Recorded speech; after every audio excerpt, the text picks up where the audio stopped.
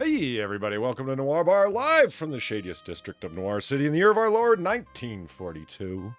Come on in, grab a seat, put your drink orders in, get comfortable for a late night, laid back time of banter, booze, broads, and bullets. And joining me at the bar tonight are Far and Sam. Far, how the hell are you? Yeah, I'm all right, thank you very much. Well, that's good to hear. Good to hear. So, where the hell were you? I was playing a game where I pretend to be an octopus kid. Don't worry about it.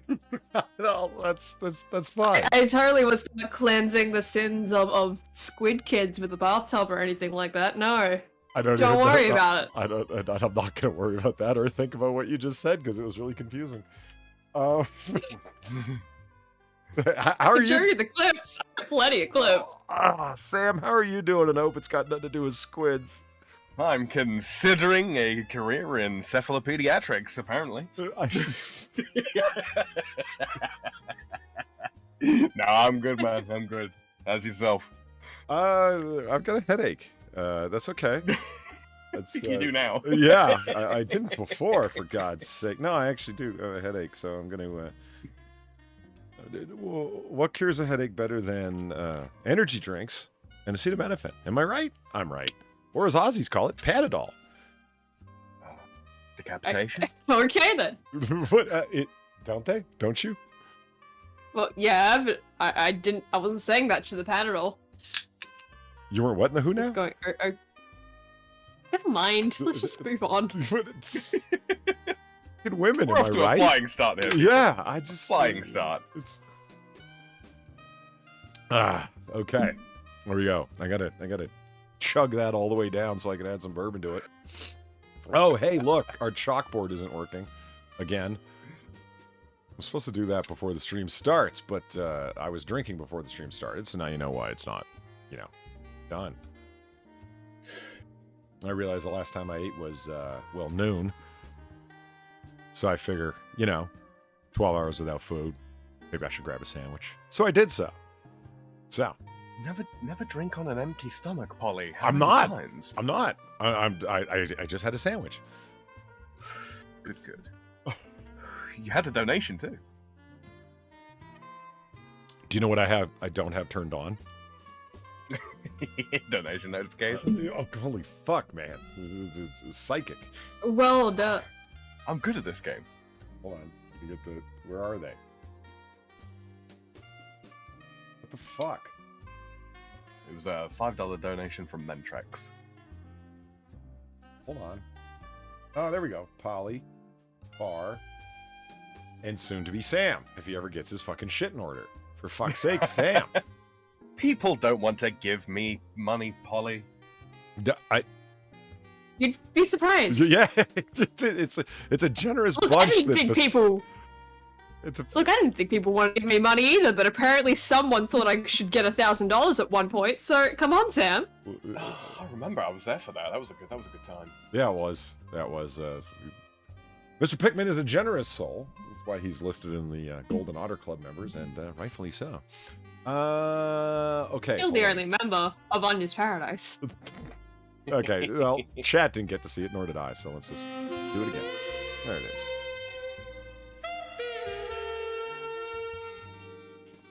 Mentrix, thank you for the $5 and the sexy Jessica Alba. If a redhead works at a bakery, does that make him a gingerbread man? Yes. The answer is yes.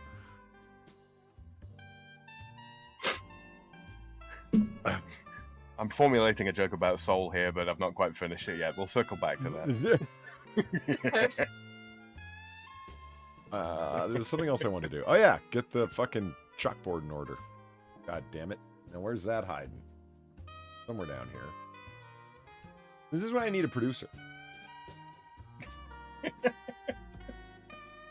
Hold on. I mean, a plan would be a good start, Polly. Yeah. What would be a good start? A plan. Go to hell. What the hell? Fuck, man. Okay, hold on. Is it going to work? There we go. Checkboard's working. Nice. Okay. All right. Computer problems. you want to hear what my latest ones are? Sam already got a sneak peek. Let's do it. Okay. I'm using a mechanical keyboard, Far. I don't like this. I don't like this at all. Oh. No.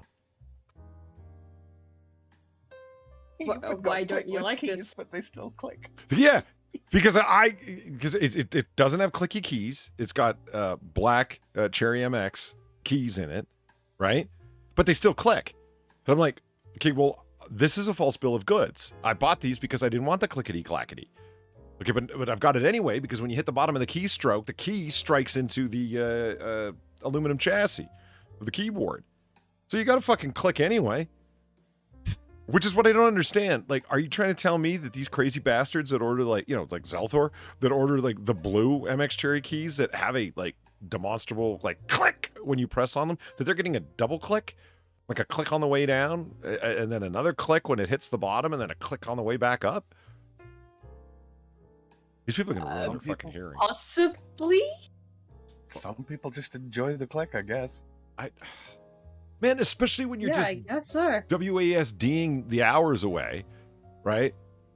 I don't understand that at all. Like, doesn't, like, after about, like, hour 4 of click, click, click, click, click, click, click, click, doesn't that drive you a little fucking crazy? Because there's some keys you hit rapid fire now. Well, I mean, typically there's, like, game music that sort of covers that up. Typically.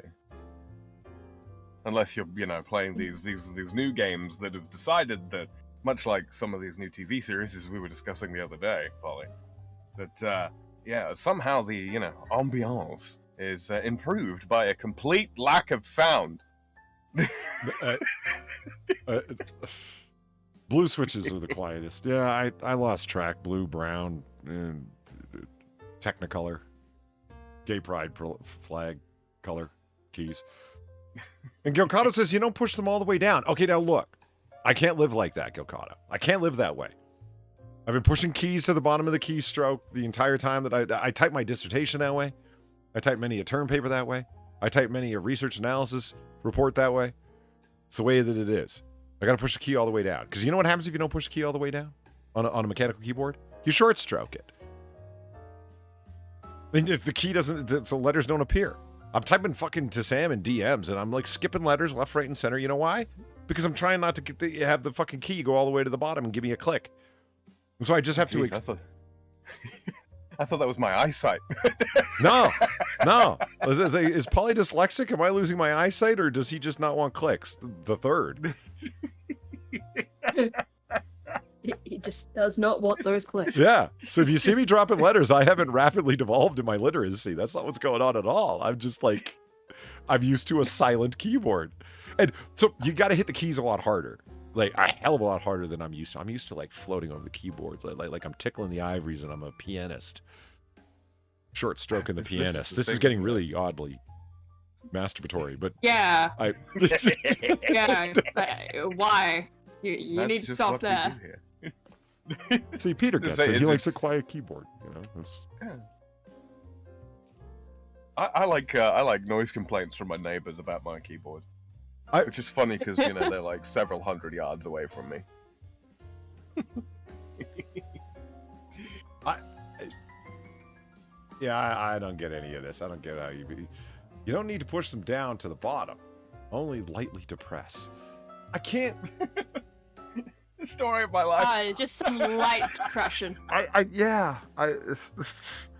It's a consistent hypothalamic depression, and then it's half of light depression, Nurse Khaleesi. That's what you walked into. Light depression.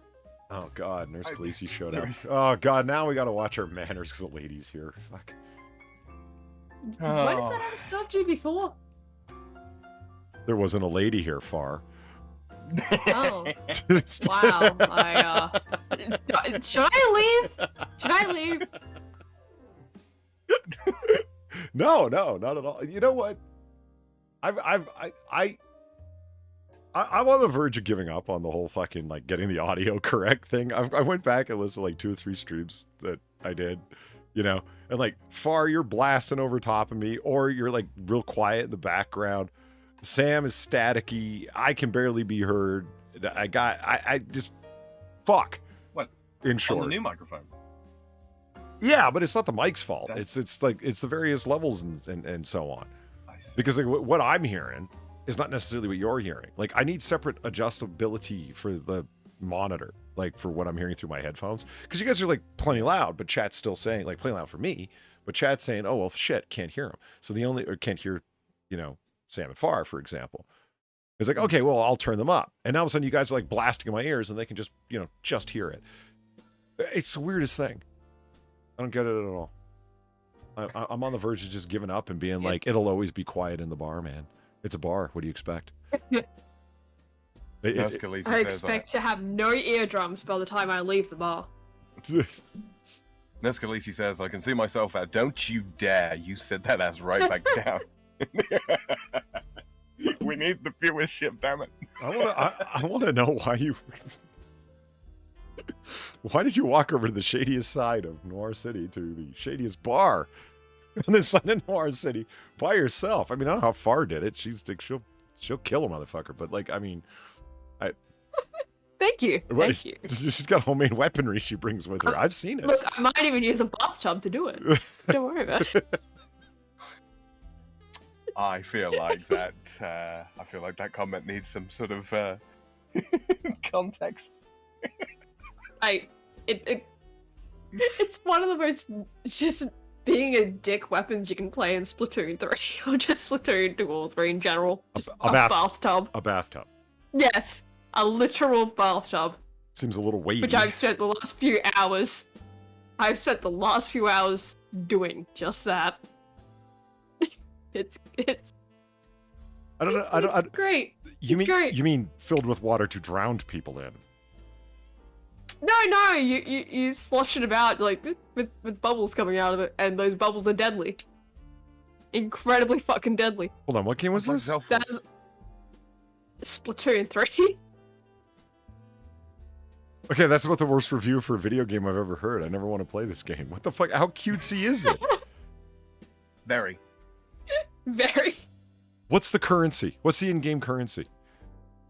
Like points? Is it just points? Because like for a game that cutesy, I thought it was going to be like, like pulsing hearts that hug you or something. No, like if anything, like it's I say cutesy, but if anything, like the aesthetic that I'm really going for is like more like skater grunge, if you really want to call it something. Skater grunge, where bubbles from a sloshing tub are weapons. Again, do you want me to show you the fucking clips? No. I did not trip like that once. No, the description is plenty hilarious on its own. Thank you. It's just, yeah, I mean, it is one of the funniest weapons, just because of how when they first released it, they had to reduce all the stats on it because everyone picked it up and they were like, "Holy shit, this is a one-hit kill." This reminds me of watching Zelthor. It reminds me of watching Zelthor play Elden Ring with that bloody trumpet. Why is that just one giant bubble? Fucking ruins everybody's day. Yeah, that was what this thing was. It just ruined everyone's day. It was hilarious. Elden Ring? A trumpet? Yeah. What is it like? The sound wave from hell that explodes your enemies? Like Elden Ring is no soft game. I know. This is the thing. It's like of all the weapons that you could choose, swords? No. Pikes? Nah. Partisan? Nah. Halberd? No. Sword? Daggers? Knives? Hammers? All of that? Nah. I'm gonna blow bubbles. Yeah, the other weapon that has become a dick on people weapon in that game, though, is like the one that no one suspected, just a roller. Not even one of the later game ones, no. The first one you can possibly buy. It is one of the best weapons in the game. Have fun with that if you're ever gonna play Splatoon 3. The paint roller. Yeah, you are gonna die to a paint roller. Not even one of the better ones later on. Nah, just the basic bitch one. Have fun. Paint roller. Yeah, we don't know what the fuck they did to it. But Platty, Jacob, and I were testing this thing out yesterday. Mm-hmm. Because Platty had enough of facing against this thing, and she was convinced that they had done something to it to make it better than it was in Splatoon 2, and she was right. She was right. Oh my god. The distance that thing has is a little nutty. So have fun with that one. Well, as is the case with classical warfare, reach does tend to determine success. Yeah, and that thing has some fucking reach on it. This is Kyle. He uses in Elden Ring a great sword that throws energy slashes made of moon energy. Moon energy. Now, Moon energy. Yeah, I can't tell you you're wrong because I've never played the game, so I'm choosing to believe you. That sounds a little new age fuckery. I'm just saying. I love it. But it could also fit right into a fantasy setting, right? Like, I don't know. The slashing uses energy blows of from the Luna. moon. Like, I don't know. Oh, Luna, guide me to slash into the enemy's throat. See, that was one of the fucking coolest parts of. So I often like to bring up anime that ain't gay, because Far doesn't get to experience it a lot, so I like to tell her about it. Hey. What? What happened? Hey. She's disagreeing reflexively. Fuck you. Oh, is that what was going on there? Okay, I was like, so anime that ain't gay. I believe I was talking about Ninja Scroll.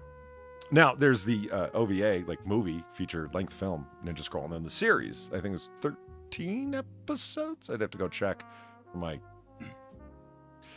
the perfectly legitimate online source that I got it from. Ooh, Weeble legs. Serpent21, thank you for the $3. Polly, have you seen Man with a Camera? A late 50s TV crime drama with Charles Bronson. One episode features Yvonne Craig, hey now, and Lawrence Tierney as an evil ice cream vendor. Now, I can see Lawrence Tierney turning something as, neither here nor there as an ice cream vendor. In fact, you think that would be a friendly person, but it's Lawrence Tierney playing it, so, it's evil. Murderous ice cream vendor. We've seen clowns and, magicians and all manner of child-friendly fun be turned into something dark and evil and twisted. Indeed.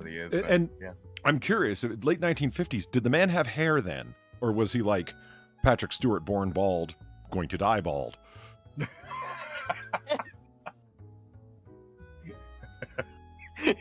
Never had hair a day in his life. I don't think he ever did. I think he started growing hair as an infant, but it was like, the ring of hair, the male pattern baldness hair, that's all that ever grew. It reminds me of a joke. Patrick Stewart walks into a barber turns to him, asks, "What do you want?" Patrick Stewart turns back to him and says, "Number one." That's terrible. It's fucking awful. I stole a joke from because I was checking sound levels. Okay, just saying you're gonna come in my bar with those jokes. Okay, look, I was checking sound levels on previous streams, and so I just clicked on a previous stream, and I think it was Cynic. I can't remember. Said in chat, you heard about the corduroy pillow covers? They're making headlines. Sam threatened to maim me. He threatened to maim me. For having repeated that joke, which I thought was delightful, by the way. It wasn't a threat, Polly. It was a promise. No, I've got mileage out of that because I told that joke twice today. And it really, it's in the delivery I've discovered, You just go, fuck, so did you hear about these corduroy pillow covers? But no matter what answer they give, you're in there, right? It's like, really? That doesn't sound comfortable. Or, no, I haven't. Like, you can go, yeah, they're making headlines. It's just, you just got to deliver it right. The second person I told it to, it took a while. It was minutes. And I was like, oh, that one just laid flat, didn't it? Yeah, just dolled out a hot one and it just laid there on the floor. Nothing, And it was like 2 minutes later, they said, wait a minute. Wait. Was that supposed to be a pun? And I was like, I had lost contact with what they were referencing. And I was like, what? Was that a pun? The corduroy pillow covers? I'm like, oh yeah, headlines. Yeah, totally was. I said, that's awful. And I said, I don't think so. I thought it was hilarious. Just 2 minutes. Were you working on that this whole time? Apparently. But no, I haven't seen a 1950s crime drama with I mean, Charles Bronson, I was sold at that. Man with a camera. No. But so, far. Non-LGBTQ anime. Oh. Okay. So in the TV series... Give it to us straight, Polly.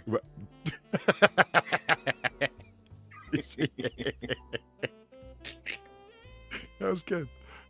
Okay. I chose to be here instead of playing.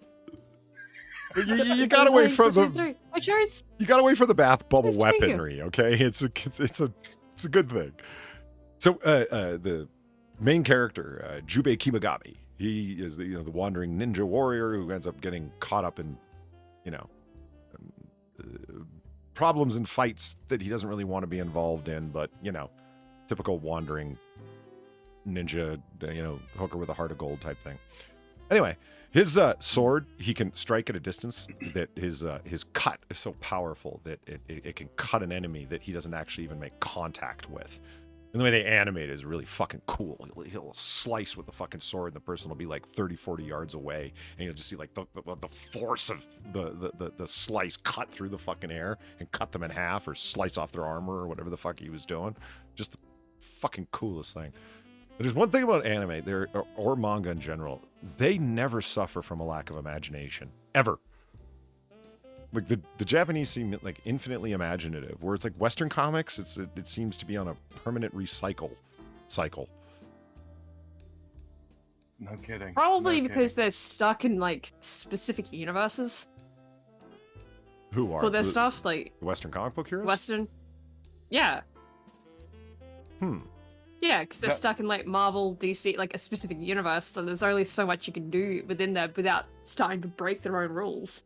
Yeah, like imagine if they That would created probably new be a part of characters. Well, I mean, yeah, there's that. I But like, it's probably guess just if that restrictiveness in the first place that makes them not even start to even attempt to look outside the box. I mean, I'm not saying you can't do it. It's just that's probably why. It's not as encouraged. Sort of. I mean, so let's take something like X-Men or mutants in general.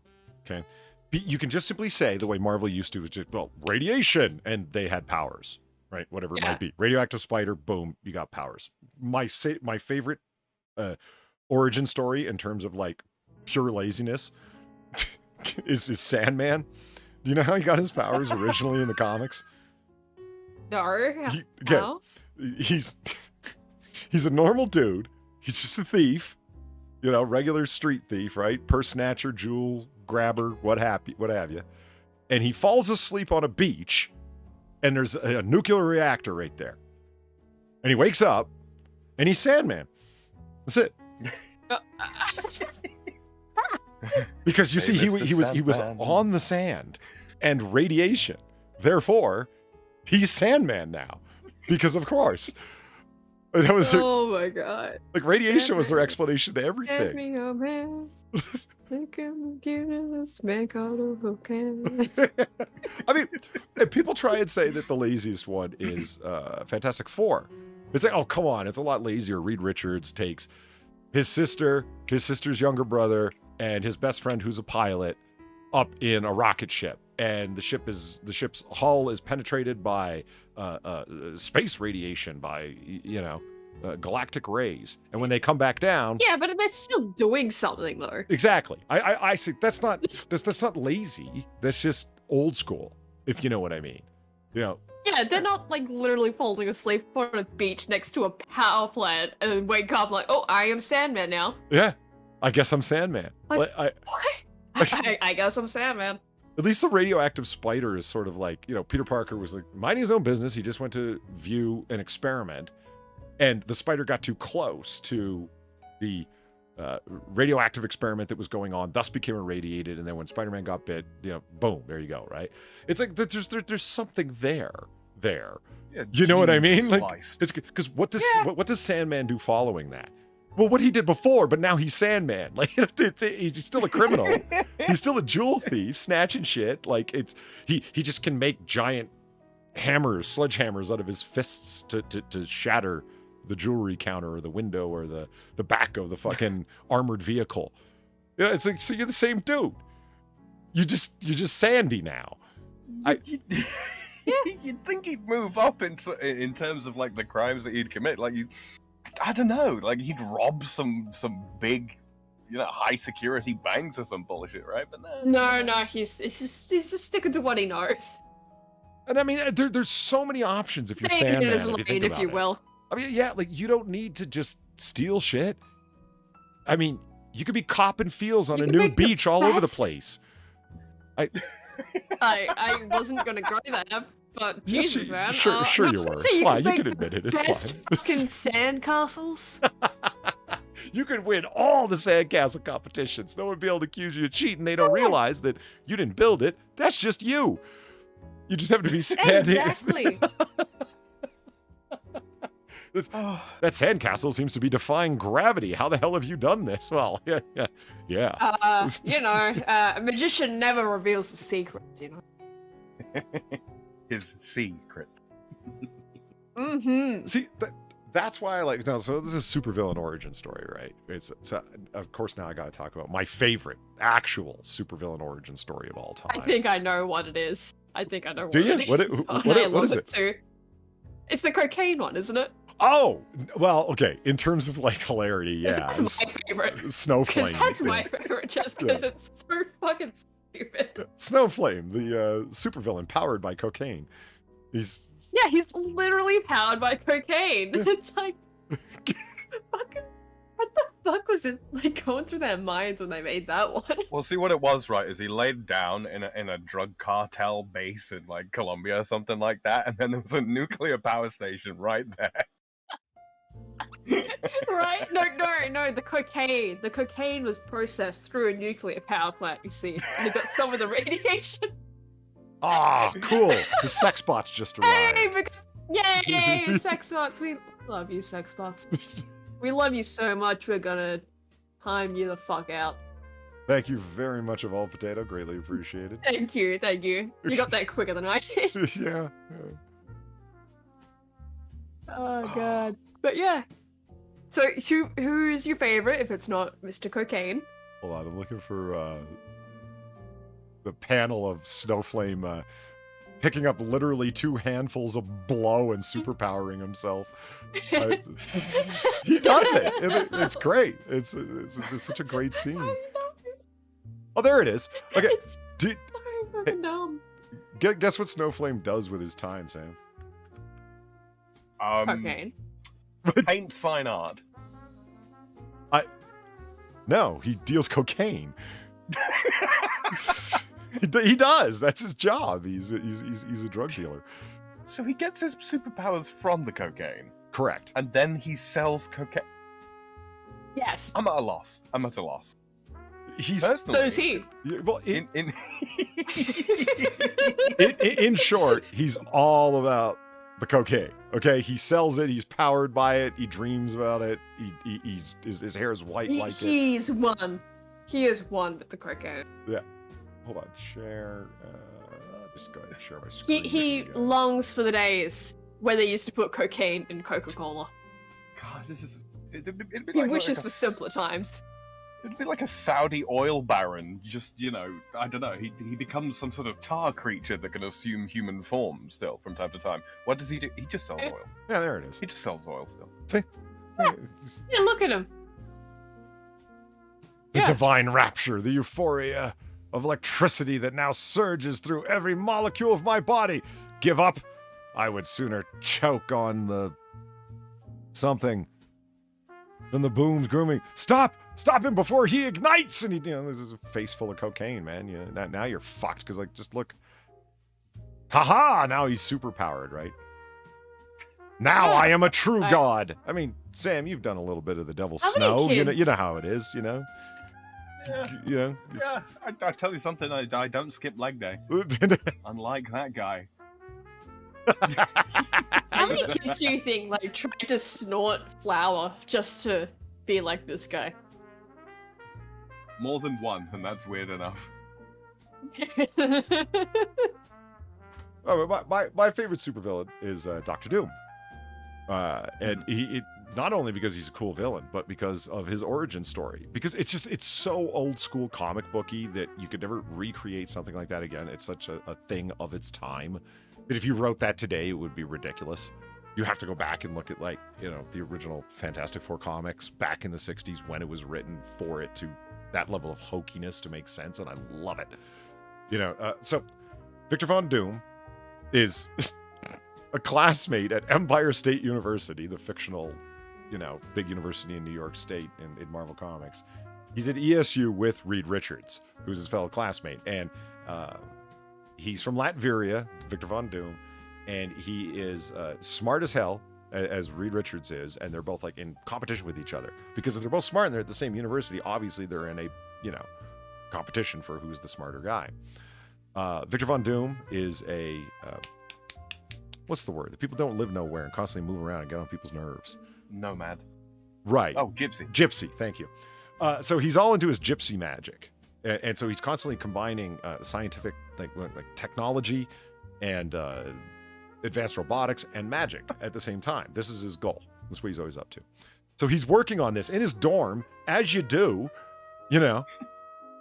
And Yeah, Reed, as you do. yeah, Reed, of course. I mean, I know when I was in my dorm in undergrad, I was working on combining technology and magic. It's a common thing. And Reed Richards happens by. And he looks in, because Doom left the door open when he went out to presumably use the bathroom or something. They don't really say where Doom was. And he's like, oh, what's this odd machine with pentagrams and whatnot hanging from it and all sorts of, you know, tumbleweeds and other bundles of sticks that oddly look magical and whatnot. And he comes in and he picks up the papers that have the plans and the various formula that he's working with. And Richards goes, oh, Doom's made a fatal miscalculation, it says in a thought bubble coming out of Richards' head. And Doom comes by and goes, what are you doing in here? Richards, you know, snatches the papers. You're trying to steal my ideas. Get the fuck out of here. And he goes, no, look, Victor, I'm just trying to tell you, you've made a fatal miscalculation. You wouldn't want to turn that machine on or else, you know, bad things could happen. And Doom's like, oh, you can't tell Von Doom what to do. Get out, you fool. And so he rushes him out of his fucking dorm room and, of course, turns the machine on and blows up in his fucking face. Okay, now, after blowing up in his face, the faculty finds out about this, that he was doing this in his dorm. And they're like, you brought down the name of ESU. Get out of here and don't ever come back. So he goes back to Latveria and his gypsy people, who, you know, he forms this suit of armor, especially, you know, it's all technological with, like, weaponry and whatnot for reasons. And...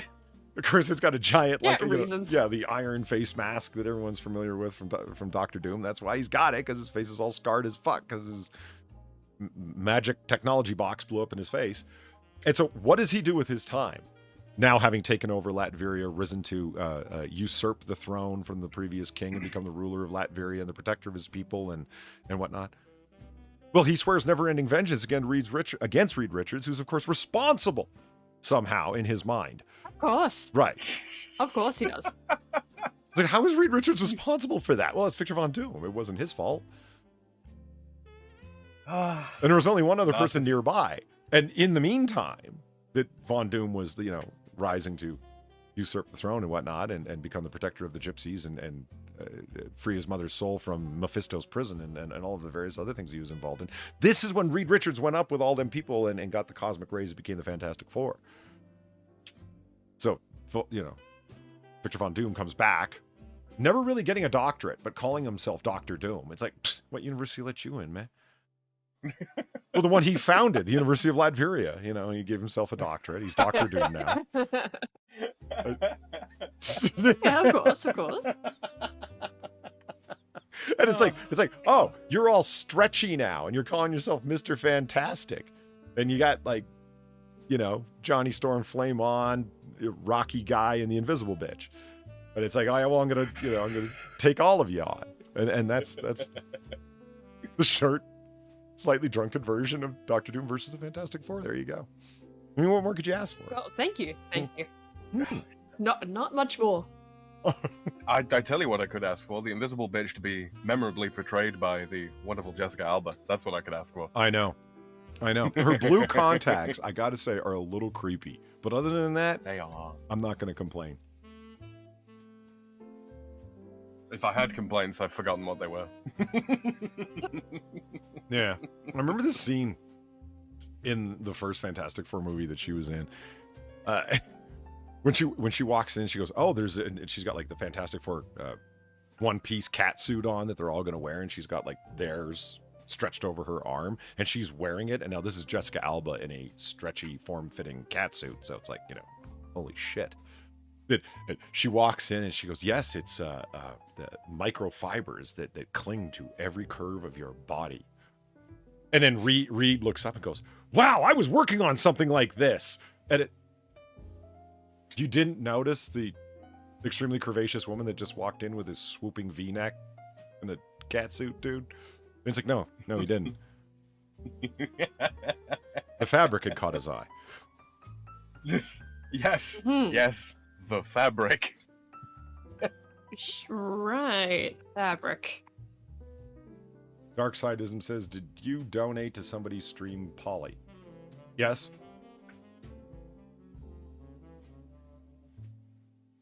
Okay. I mean, I have. I don't. But That was do you mean like right now or in the past or? Yeah, I mean, I have. But I'm not greedy. Far's greedy. Hey. Am I greedy? No, that's not true at all. Far actually donates when I'm doing the AAA and stuff, which she totally doesn't need to do. I'm just prodding her. If she did streams, I'd donate to her too. It was funny. I was watching Tucker Tuesday and I hit Sinatra up with $5. It was because he got age gated in the middle of his stream. Taxation is theft. Oh, God damn it, motherfucker! Whatever. Val Potato, thank you for the $6. All this talk of origins makes me think of hold on. Oh, Saitama. That's how you say it. From One Punch Man, right? Saitama? Mm-hmm. Okay. Yeah. Makes me think of Saitama from One Punch Man. He did 100 push-ups, 100 sit-ups, 100 squats, 10-kilometer run every day. And that's how he became literally the strongest being ever. Is that actually his origin? That is actually it. Yeah, that is actually his origin. And he did it so much he turned bald. I know exactly who you're talking about with One Punch Man. I've seen clips. I know. Yeah. It sounds like you a should lot. watch One Punch Man. Yeah, Polly. it sounds like a fuck ton of fun. Honestly, it does. We have watched it on our anime nights. Yeah, you should watch it. It is fun. It is so stupid though. But like seriously, he didn't he's not I don't know, from another universe or cosmic rays or radiation or genetic anomaly. He got it just. No. Yeah, no, he just worked hard. That's it. And the funniest part is no one acknowledges him as being like the most powerful man on the planet. No one realizes it. Except for like a few people. It's hilarious. So what you're telling me is, Father, he's basically Krillin without a Goku figure. Sure. Darksidism's recent. Yeah, tonight it would have been Razorfist Arcade. He was talking about the Shadow, and I couldn't resist. I wanted to ask him a question about it, but I had to start my own stream. So, yeah, and it's Razorfist. Jesus Christ, his fucking donations are stacked up for like.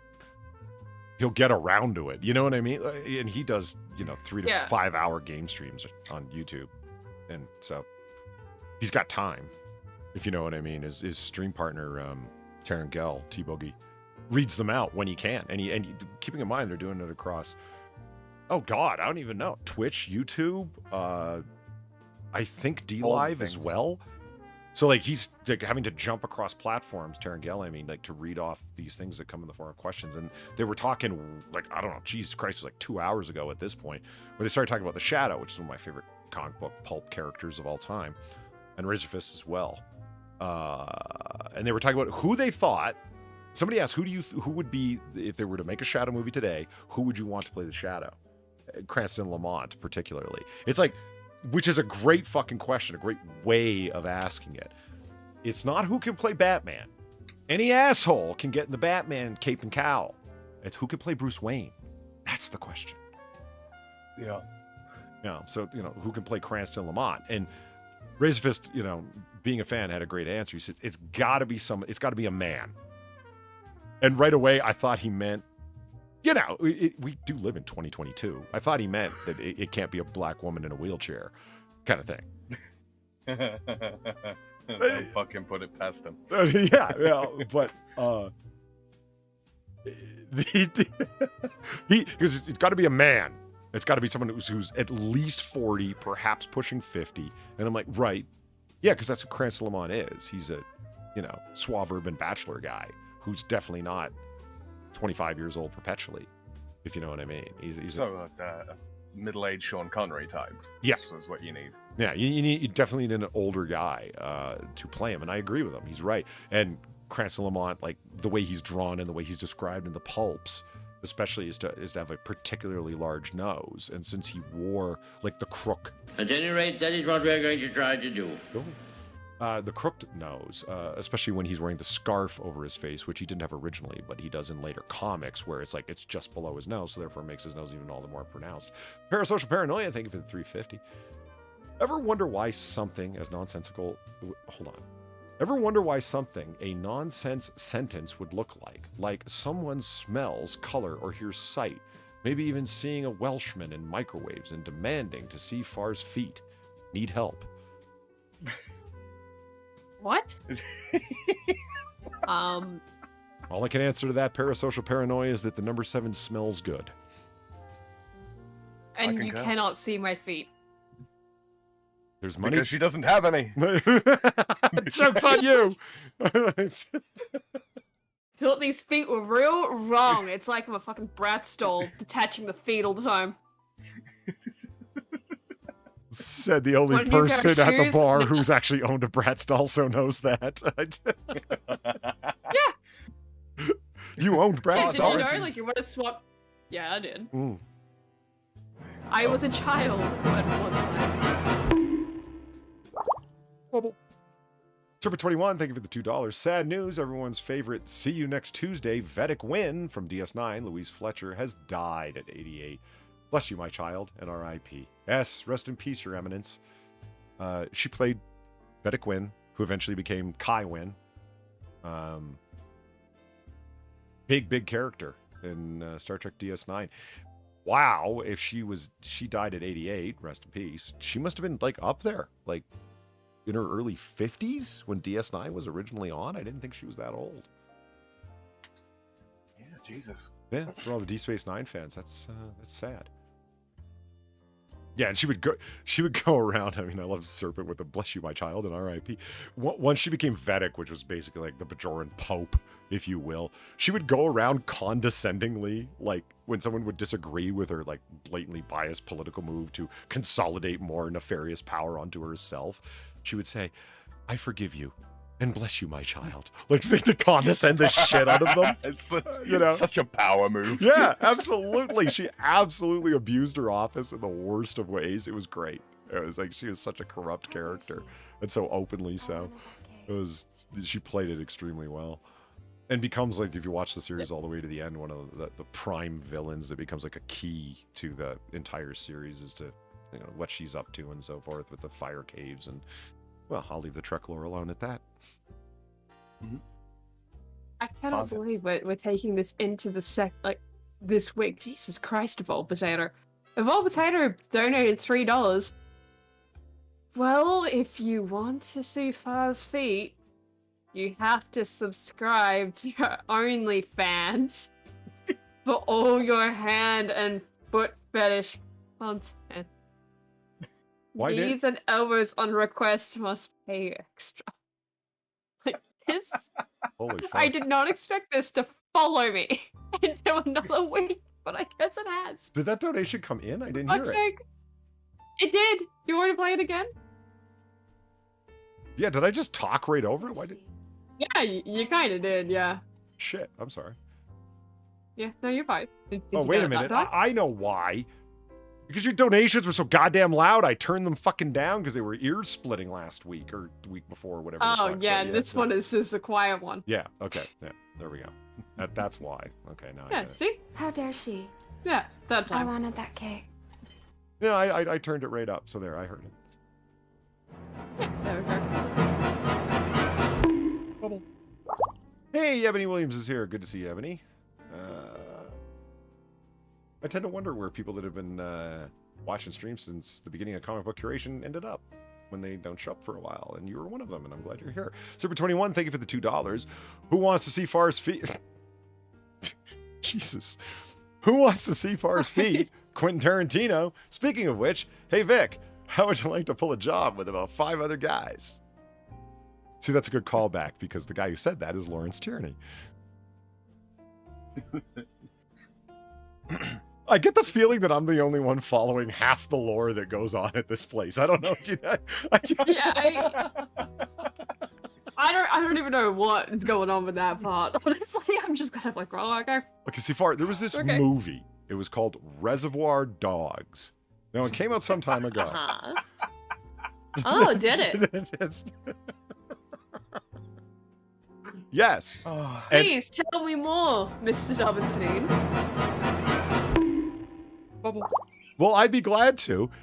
And interestingly, it holds a particular place. It is the penultimate achievement of said director, Quentin Tarantino.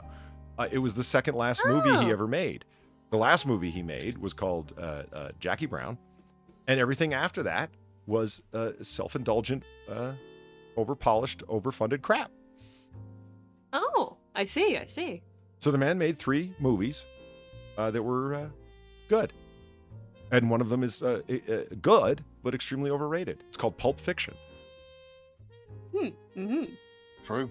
Yeah. True story. So, I mean... Speaking of true stories, Far doesn't have feet, but she does have excellent boots. I've seen them.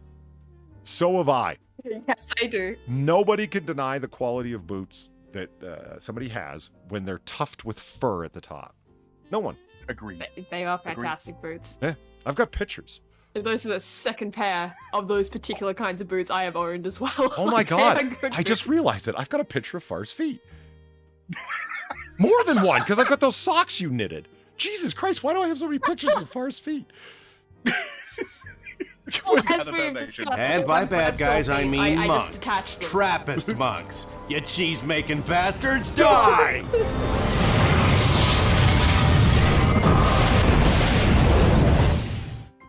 Moving down a toe, Yay! an illustrious member of the Golden Otter Club. Thank you very much, Toe, for the $15. I noticed you were streaming when I was headed to bed, and I just wanted to say hello and good night. Well, good evening to you, sir, too, sir. And remember, nightcaps aren't alcoholism. They're just trying to get a good sleep. That's what I tell myself. And right before that, with the $2 donation, Far's Only Feet. For all you foot and toes fetish needs, time to see them Aussie toesies. I don't like any Again, of my this. feet detach. My feet detach, so joke's on you. So you can take... And that's what I'm going with now. That is the lore I'm choosing to assign myself here. Actually, you know what I should do? And I'm probably going to do? Turn on the Noir Bar theme so that those are the donations that actually come up. I mean, I That might bothered. be an idea. I bothered to create a theme for a reason. Hold on. Noir Bar. There we go. All right, nice. I was wondering why so many AAA donations were coming in. Turns out it was me. Yeah, that'll do it. It's not incompetence, it's drunkenness. It's different. Right. Okay, I guess no one's buying that one. Fine. Let's go with that. Yeah, Mhm. fuck you guys too then. All right. That's Polly outing Oh, himself as a damn. far-foot fetishist. Well, you know what? That could be true, but it's not because those pictures were sent to me without, what's the word? Sam? Solicitation. I don't. Oh, there we go. I just, There we go. Yeah, and the one that you're saying with the socks, that's literally like me going, look what I made. yeah. I like how you turn to the Because you Frenchman for also the word knit. solicitation. Well, you know. But, you know, I'm just Bordello's showing a a French fellow word, knitter am I what right? I have Yeah, made. I see no problems.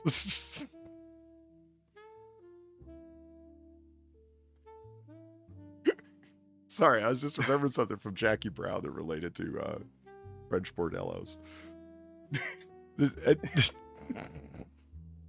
Pam Grier is a pretty goddamn good actress. Besides being an incredibly foxy lady in her time. See what I did there? No, okay. She was famously in a movie called Foxy Brown. Moving on. Jesus, like I said, half the lore. I swear, it's just me. I was paying attention this time. In any case, Pam Grier is really good at improvisation. She's a very funny lady, and if you watch the extras from Jackie Brown, there's a whole bunch of scenes where she improvs something that's so funny she makes the other actor that she's dealing with break character and laugh when they're not supposed to, because she'll just like add in a pun or a quip or whatever the hell, and it's so good that the other actor will start laughing or break character. And she's sitting down having steaks with Michael Keaton, who's in the film, and they're sitting there talking. It's like, oh, she's Madame. And she goes, no, and Michael Keaton trying to improvise with her says, now I've always been confused about that. Madam and Madame. What? I don't get it. And she goes, well, it's actually very simple. One is a lady, the other one's a hoe.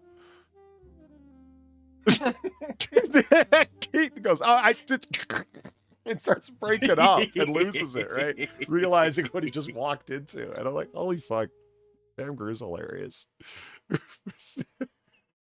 Oh, dude. So who would like to go over?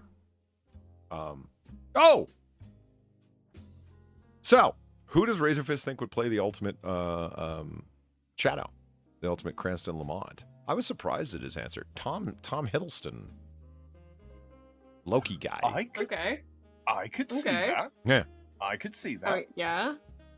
And I was like, my first reaction was like, what the fuck? Well, hold on now. And I started to think about it, and I'm like, no, wait a minute, that could work. Yeah. I'm like, he's a little thin, and I'm like, maybe he's actually not, and they're just playing it up because he's Loki, and they want him to look. Maybe everybody looks thin standing next to Chris Hemsworth. I would imagine that is a possibility. Case, yeah. You know what I mean? Like maybe he's an average sized dude, then. and yeah, and you got. No, I don't do roids, but make you want to. Chris Hemsworth standing there. Yeah, you're gonna look. I don't know what you mean. You're gonna end up looking Australian thin. specimen. But he's got the nose, he's got the looks, he's got the mannerisms. Like Cranston Lamont is supposed to be like upper crusty aristocrat type. Yeah, the English accent, but as long as he plays it down, because you have like Orson Welles who did The Shadow radio play stuff, and becomes like the definitive voice of The Shadow or of Cranston Lamont. And he, Orson Welles was always pushing his transatlantic, slightly English type accent when he talked. And it's like, yeah, so Tom Hiddleston could just play it down a little bit, and then boom, there you go. And I'm like, oh fuck, I'm sold. I'd watch it. But I mean, yeah, I'd really want. Like, if you've ever seen like the 1994 The Shadow, it's starring.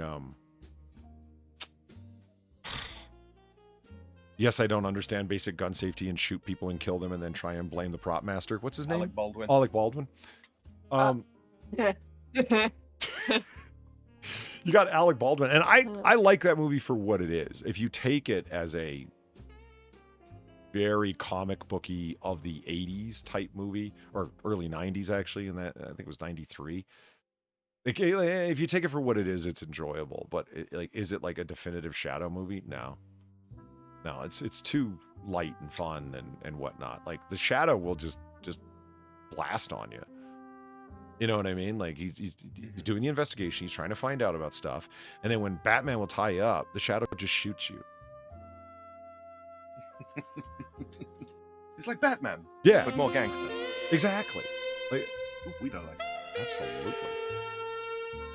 And very of the time, too, because we're talking about the Shadow. Negligees were dropping for Cranston, let me tell you. Really quick. Jeff donated $3. Thank you very much. Didn't get a notification. YouTube gonna YouTube. Yeah, well, let me tell you something. It's like acid. Monetization. Never have, never will. And if you're not monetized... Well then. Yeah, what? No. Did you have plans to try LSD? Just like acid, just like open water cane. Yeah, well, I learned the lesson from being around them fuckers, man. I mean... I am don't so take drunk, open water I cane. cannot get up. Yeah. Serpent21, thank you for the $2. Pulp Fiction overrated, yes, and it even took a line from a certain movie I gifted you called Charlie Varick. Did you get it yet? Can't wait to hear you talk about it. I did, in fact, purchase it from perfectly legitimate online sources. I have a physical copy in my possession now, yes. Mm-hmm. Blu-ray, too. Nice. Yeah, so we got to... make a plan to watch it. I'm going to end up watching it by myself because whenever I try and watch stuff with people online, it's always like, yeah, what are you doing in December? That kind of thing. You mean Weibo? Yeah, pretty much. I was going to say, we're doing people online. What do you mean people online? What am I, chap liver? You know who the funniest guy to end up watching movies with is Zelthor. Because it's like, you can kind of, I've learned this. You could, for those of you who know, Zelthor's a friend of ours who we hang out with on Discord. He's a great guy. But he's a gamer, like right down to his bone marrow. And he's when he's online, he's playing fucking video games, man. That's what's happening. But you could distract him with, I've learned, basically any fucking movie. Any movie I've thrown at him, whatever it is I'm watching, I'll just start sharing it and he'll start watching. It's unlike Far. It's his one true weakness. Yeah. Hey. Well, I'm just saying.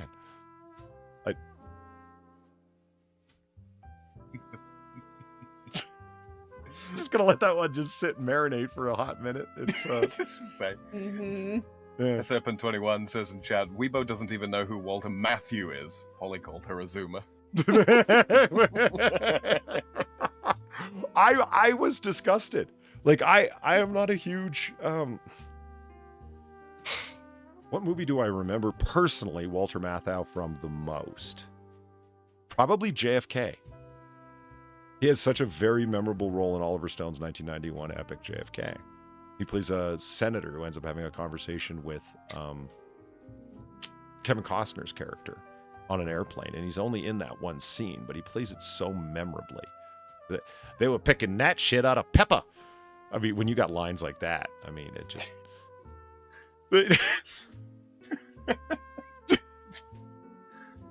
You see, Far, gnats are quite small. Now, if a gnat...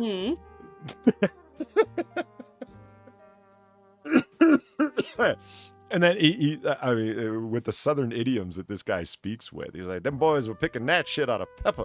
And you're trying to tell me that some ex-Marine took a shot at a president from 88 yards away with a defective rifle that the Italians weren't even able to use effectively with a defective scope on it, and trying to say he hit it with world-class precision?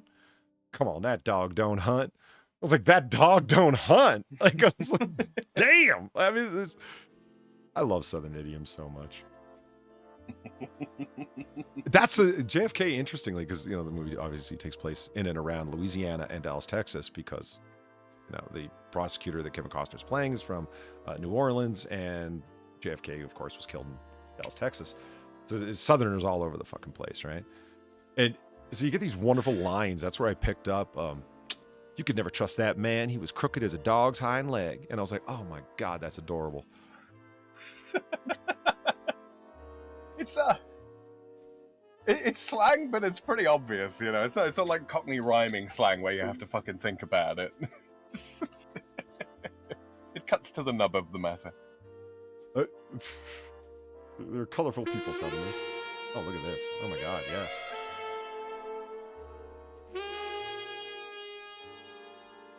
I'm just saying. Like, she's not a billionaire at this point. She's only got around 500 million, but she has had 2 kids. And look at her. fuck. You know, But, I the remember queue for more is already long. I remember watching an interview with her when she was talking about doing Sin City: A Dame to Kill for Sin City 2. And when they approached her, because 9 years after the fucking first one, what the fuck took you so long? Well, that's studio funding and whatnot. And it had been a while, obviously, like nearly a decade since then. So she's like, she plays Nancy Callahan, who's a stripper in Basin City where it's happening. And you know what her first statement was upon being offered the role? She's like, "Oh, I had so much fun making the first movie, and those movies are so gritty and whatnot. I've never that's the only chance I've ever had to play a character that's anything like that. I'd love to do it again." So she said yes. So I immediately started smoking again. And I remember the way she just said it so flatly that I was like, "You said what? Like, seriously? To dull your appetite so you could lose weight? Like, is the moment you accepted this role, you just started smoking again?" It was hilarious. Oh, like, and she didn't need to take the movie. Like I said, her fucking makeup and perfume and moisturizer line, like, now she's a billionaire, but at that point she was only worth around 500 million. And I say only because just how much money she's worth now. She absolutely did not need to take that role. Who knows what the fuck she was paid? I don't know, 2 to 5 million, I'm guessing, maybe 8. Sure as hell didn't need it. She's basically acting vocationally. Yeah. Instead of professionally at that point, yeah. And I love the idea of her getting a hold of her personal assistant saying, "Can you run to 7-Eleven, pick me up a pack of Marlboro Reds?" Yeah. And it's like, "You want me to what? Huh? Yeah, that's right. Go get me some fucking sticks. I need some fucking coffin darts, all right? Let's get it going. Chop, chop." Anyway, Ebony Williams. Why are you still That here? is the way of doing it. Ebony Williams, thank you very much for the $10. Greatly appreciated. Small penance for not showing up in forever. Also, did you know that slugs have 4 noses? I did not know that. Really? Really, as I knew they had I know they had terrifying rows of teeth. slugs. Yeah. Or snails. One or the other. Probably both. I'm not looking that Sounds up. Yeah, you don't want to see it. Yeah. You don't want to see it. Once I saw Trust the me, goose you teeth, don't I wanna was see that. done. Yeah, To no, you don't think- want to see that. Think the sandworms from Dune. It's like Oh, that. God. Slug facts with Noir Bar. Yay! You couldn't have. Jesus Christ! If I could summon that tone on command, I would use it all the time. All right, that was great. What, like shitty child informative show? Yeah, exactly. I totally don't believe anything I'm saying, but I'm trying to sound exuberant because my mom will beat me if I don't. Like the guy. Hi, kids! Today we're going to be learning about slugs. Did you know they have 4 noses and incredibly terrifying rows of teeth? Isn't that just exciting, children? Now get into the slug's mouth. Don't worry about it.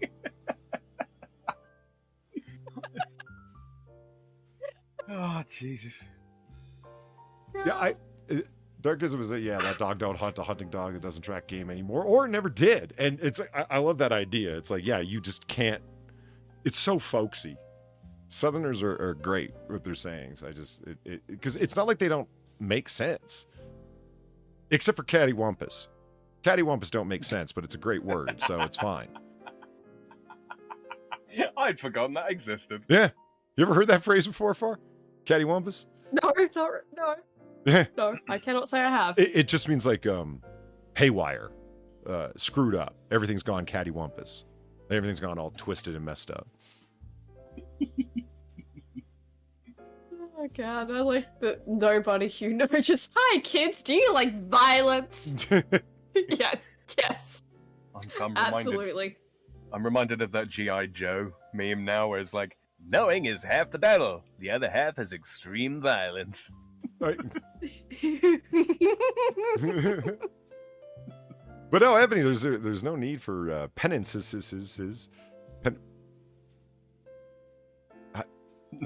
Hennessy. Careful. Be careful. Penance. Yeah, I mean, yeah, I'm gonna Penicillin? need a penance if I mispronounce that. Ironically enough. Okay, pluralize penance, Sam. Go ahead, do it. Penances. Penances. It sounds like you're like I feels like I'm fucking up when I'm saying it because I'm you know. Yeah, I have no problem with Sisyphean. Sisyphean. Or Sheminicin, or Selenimin.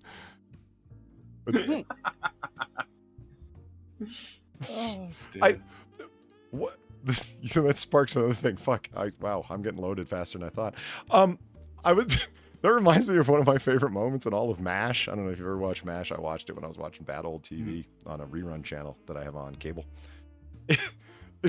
You got Dr. Benjamin Franklin Pierce sitting there, and he's reading his local hometown newspaper to a kid in the whatever, the after surgery ward, whatever it's called, post-op.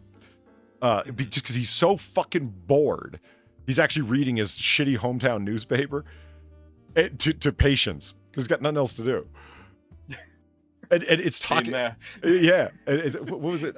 Crabapple Cove is where he's from, right? It's supposed to be like the smallest place ever, you know, Crabapple Cove, Maine.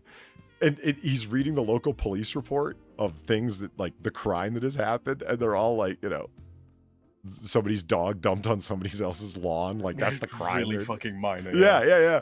And it's like somebody broke into somebody's house and absconded with a few items, and he goes, and among them were his and her shavings mugs. Shaving mugs. Shavings mugs is... Anyway, and he shakes his head and keeps going, and I roared, man. It's like, yeah, which one gets pluralized? That's actually a good point. It was funny to me. Shavings mugs. Shavings mugs is... Shaving mugs is... what has it got in its pockets is... Mugsy. But... Mugsy? So far will not feel left out of the strange language thing. Clever Clever cockatoos. That was a 6-lane pileup of the vocal cords there, Polly. You okay? Clever. Yeah, you good there? I've got right there, buddy. Eventually. Hold on. I'll just drink some more of this energy drink with bourbon in it. That'll straighten me out. Clever cockatoos thwart human efforts to stop wheelie bin rubbish raids to a point. That's Britain. That's definitely Britain. I can tell by the wheelie bin. What, wheelie bin? Yeah. We call them wheelie bin straight. See, it was our idea. They stole it from us. The weekly battle for the contents of wheelie bins has escalated in recent years. With clever cockatoos and householders locked in an arms race over rubbish raids. Jesus. This is Is it urban foxes? Are they parachuting down from? No, it's the challenge of even saying it. An arms race over rubbish raids. Whoa. Whoa. Wow, I heard that too. What and who was that? I don't know. I didn't hear it, so I assume it's my end. I apologize. This ongoing tussle over trash was analyzed in research published last year, for God knows what reason, which looked at the behavior... They were really bored. Which looked at the behavior of cockies, and they found they learn how to flip lids back by watching others do it. Now, the same team of researchers with a lot of funding and very few ideas has investigated the antics of the people involved. They found some Sydney and... Wollongong. Wollongong. Don't say it like... I heard that tone. Don't say it like that. I'll say it however the fuck I want. Wollongong. It's clear. I mean, look how many fucking... Wollongong. That's not even the worst one you've seen. That's not even the bad worst enough. one. Shit, that's... At least that's pronounceable. How many vowels y'all need? It's Australia. Chat, this is the one we're talking It's about not here. that bad. Well, it's That one's not that bad. here. Let's Wollongong. Here, let's all enjoy. Wollongong. There is a Wollongong. Okay. They found some Sydney and Wollongong human residents stepped up their garbage protection game after local sulfur-crested cockatoos, the cockatoo area, started shoving heavy rocks and bricks off of wheelie bins, letting the parrots swing the lid open and get inside. Barbara Klump, a behavioral ecologist with a strangely odd name, thus the field she entered, at the Max Planck Institute of Animal Behavior in Germany? Max Planck, the physicist? Why is there a fucking animal behavior place in Germany named after him? You know, the Planck constant? Like, he's a very famous physicist. What the fuck? Okay. It would be like, I don't know. Maybe he also really loved animals. Yeah, Who knows? I guess. Like the Polly Dubbenstein School of Musicology. Like, okay, but why? The Marion abortion. Yeah. Like, it's what? Or, you know, like the Harold Holt Swimming Center. It's just extra levels of why. Yeah, We don't know why people name things. Right. They just do. It's I can't even play an automaton. Why'd you name a music center after me? I don't even get it. Far can't play an automaton either, but that's because she's lazy. Hey. Who Hey. who between us owns an automaton? I do. Uh-huh.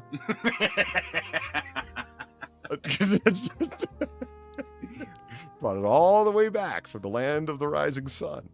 And what has happened to it? It resides in her closet. It's under the desk. Is it under really? The second monitor. It Next to actually the is. desk. It's pretty sure it's directly underneath the second monitor in the desk.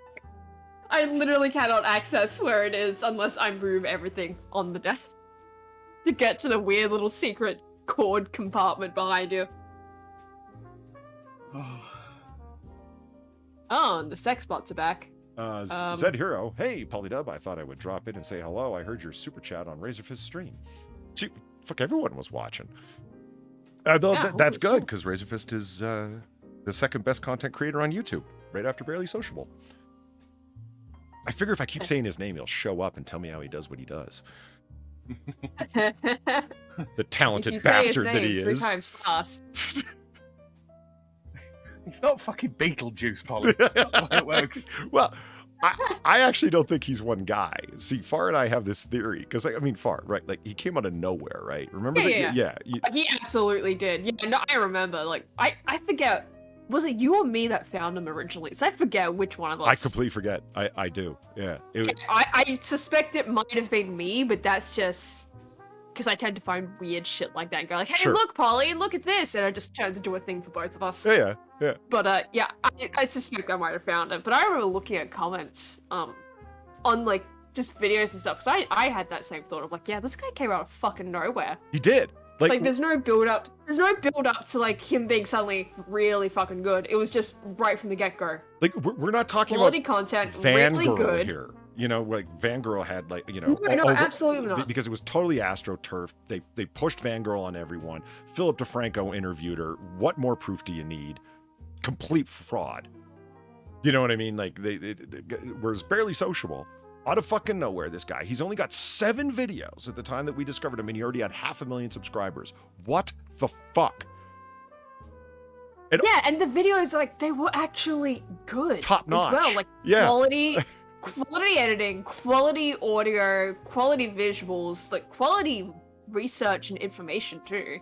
Like, the whole thing was like, holy shit, man. Holy fucking shit. Yeah. And I remember looking at comments on the videos and being like, yeah, this guy came out of nowhere. Like, people were even commenting on the videos, like, yeah, where the fuck did you come from, buddy?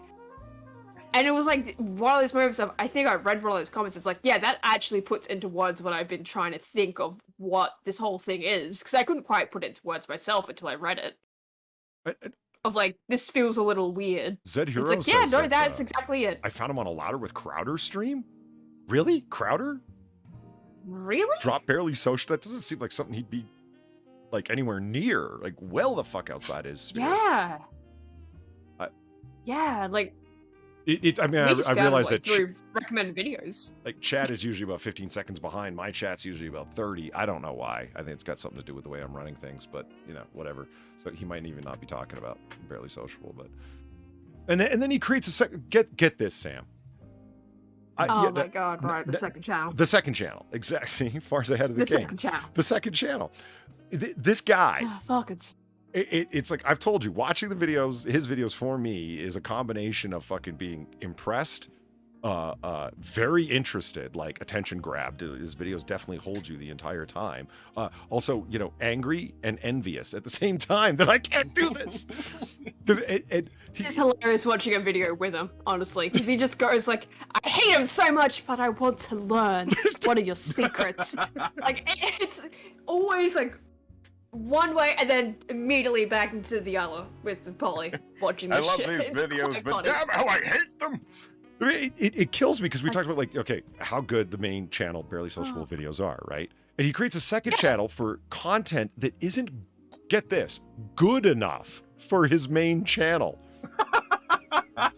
Yeah, or he doesn't have it satisfying, like, what was the way he put it? He put it in a weird way of like, That there he isn't felt it didn't have such a conclusion. a satisfying end to the story he was presenting. Because he does a lot of, Which is really weird when you look at some of the stuff he's put up on there where it's like, okay, like that has an ending, though. yeah, Like the TV had one that has an ending. yeah, like he just didn't think. I think it was because it was a lackluster interest of an ending, because it turns out it it was was just probably him. Like, it was just some dudes. yeah, The TV head thing just Yeah, turned it out to was be probably- dudes. Dropping and TVs it was probably off, also and that was like it. him. Yeah, it was probably him also, like the fact he was debunking a lot of that as well. That video. Yeah. And going, look, it's really fucking obvious who did it, guys. So if he can't All the way find to the point of showing the Jews article.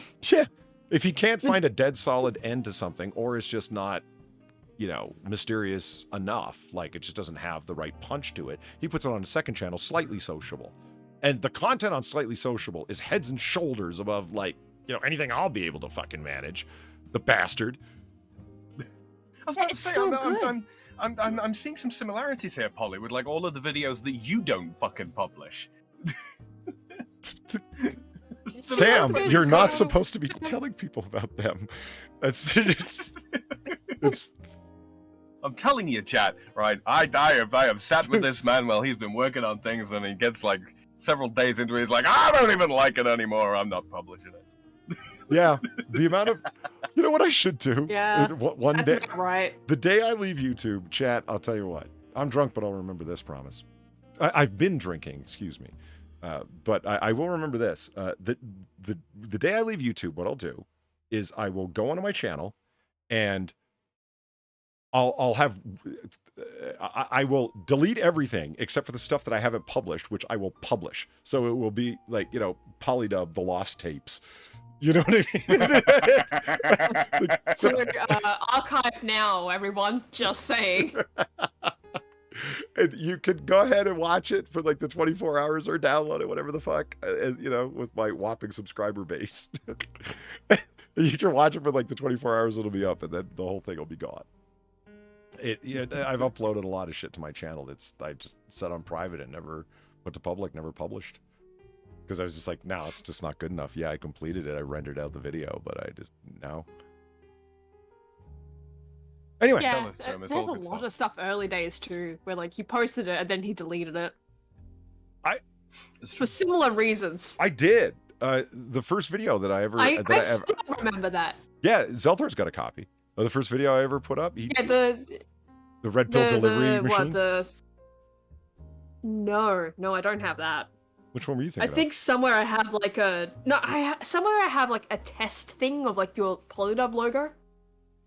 Oh, that one's still up. Probably the old If laptop. you go back far Is it? enough, yeah. If you go back far enough, you'll find it. Okay, yeah, that one's still up? Okay. Yeah. Yeah, because I have that somewhere on my old laptop. Yeah, it's a picture But of. yeah, there's a shit ton of stuff. Yeah, there's a photograph of Constitution Ave in Washington D.C. from 1921, and the Polydub logo drops. It was the first time I was experimenting with Vegas, trying to get anything to work, and Hammer just repeatedly telling me it's easy, not offering any help, just saying it's easy. Hoping yeah, you can- that's about right for Hammer. No. Bastard. When it comes to stuff like that, anyway. Like usually he's helpful, but then it's like, something like that, he would just go, no, it's easy. And just not say anything else about it. I love you, Hammer. Just saying. You know why I'm actually really upset with Hammer, like right now, more than usual? But why? Okay. So my beloved Logitech K740 keyboard. Oh, is this because he bought it? Yes, it is because he bought it. Like, just okay, before. I found out it was years that he had been using this keyboard. And I finally found out about this fucking keyboard that turned out to be like just the greatest thing since sliced bread for me. I was talking to Gil Cotto in DMs about this earlier, where he's like, yeah, people can be very finicky until they find the right keyboard that works for them. Holy shit, did I ever. This thing was better than any laptop I'd ever typed on, better than any keyboard I had typed on. I was blazing off fucking material for my day job like you wouldn't believe because of this fucking keyboard, because I could type so fucking fast and I loved it. The Logitech K740. Fantastic. Now I tripped on the fucking USB cable. I was sober. Shut up. I was sober. And it happens. Yeah, and I pulled over Tron Vodka. Look, the amount of times I've like tripped over a cord that's just lying straight on the floor. Like, Yeah. no, I understand. It happens. I had my indoor Adidas on, so I didn't feel that there was a cord wrapped around my shoe. and before someone asks, indoor Adidas. Yeah, I wear an old pair of Adidas Superstar 2s as slippers. I don't go outside with them, so it's fine. What's the problem? I just find it hilarious. Like, instead of just buying a pair of slippers, you wear indoor shoes. I don't see the problem. They're really... These are my indoor Adidas. My indoor Adidas. These Yeah. are my... It's not that weird, okay? Quit making me feel odd. In any case, I got up and tripped on it, which pulled over Tron Vodka, my computer, my PC, that Hammer hooked me up with. Thanks, Hammer. And he's a great guy for that. But it's okay, because my laptop broke the fall of my PC falling over. And the USB cable is ultimately what caused that keyboard to give it the go. So immediately I need to replace it. Like, I can't not have this keyboard. And I go to the Logitech site. Well, I went to Amazon first, and there were no live sellers. There was only, like, storefronts. Right? They were selling that keyboard suddenly. That's like, it's only worth $70, $80, whatever the fuck. And they're selling it for like $300. I'm like, what the fuck? Well, it's because I'll go to the Logitech site. They stopped fucking making it. 6 months. They made this fucking thing for years, y'all. Years. And I only discovered 6 months before they stopped fucking producing it. Now, did I know they were going to stop producing it? No. Did Hammer know? No. Did he buy a second one 2 months before they stopped making it? Yeah. Fucker.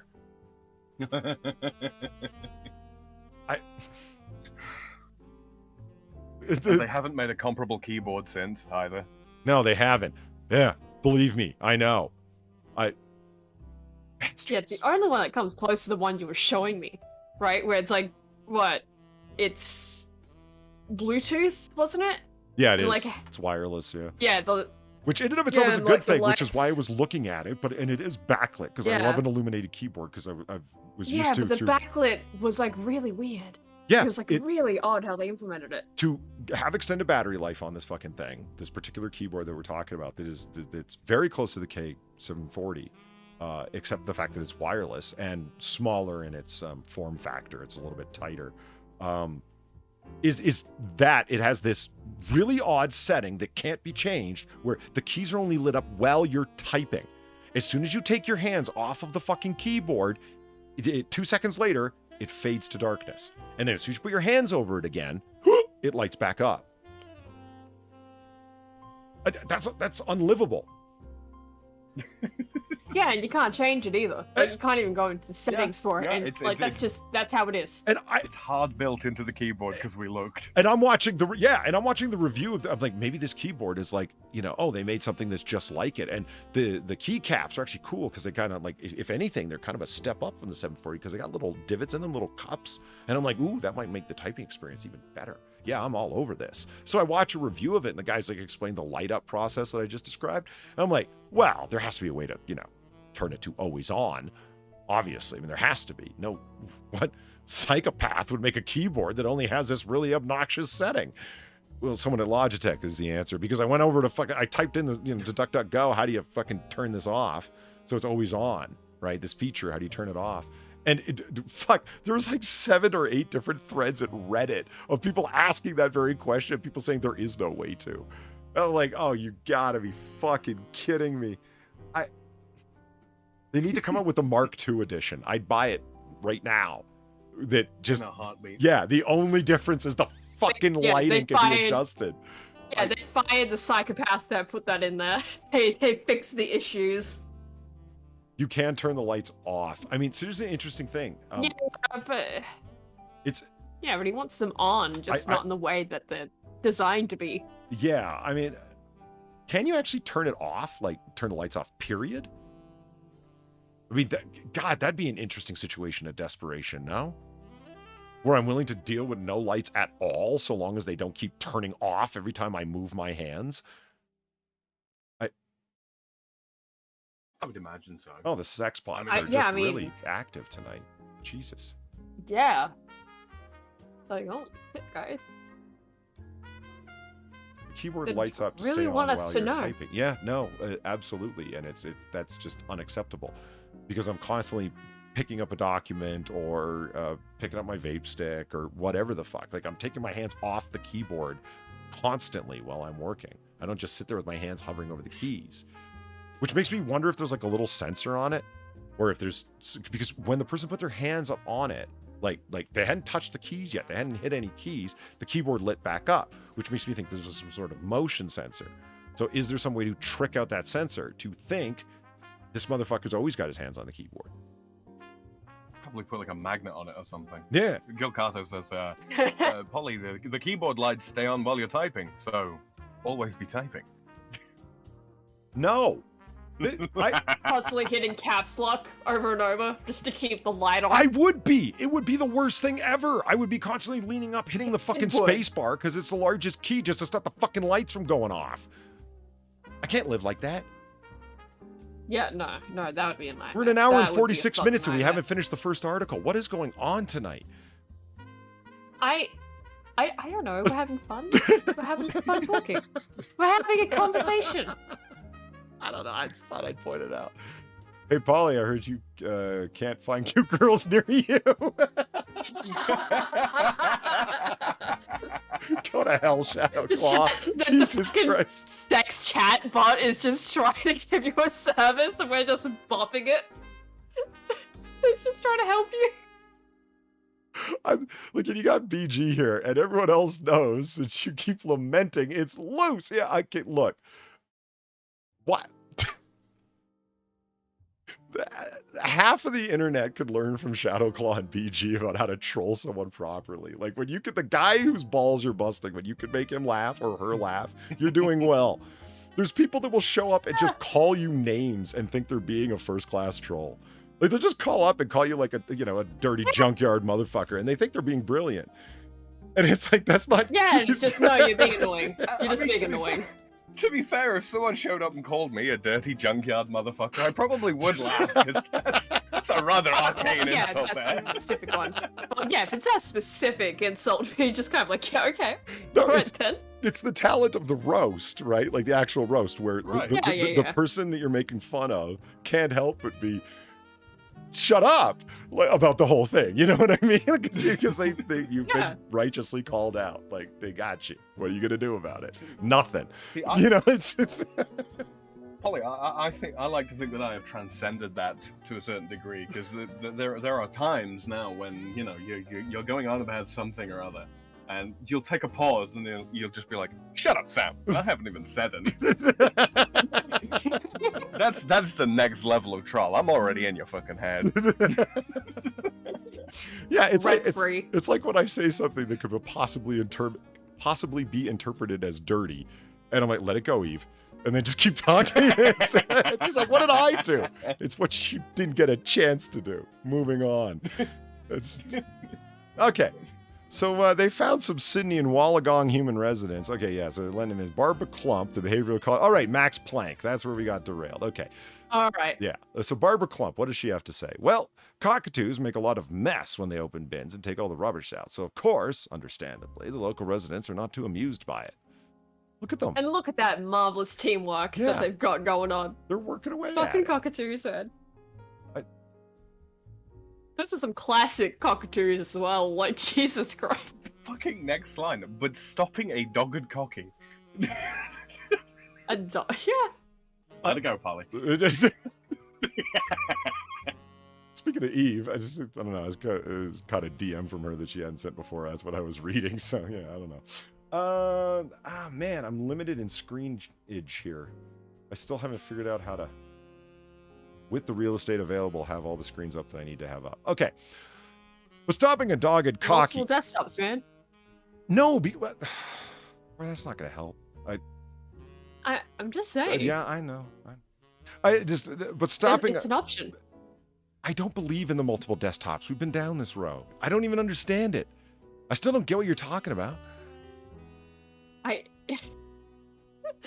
could very easily demonstrate No, what it is. You shared your screen. It didn't help. Moving along. Okay. But stopping a dogged cocky from getting into a wheelie bin isn't as simple as explaining what multiple desktops are like.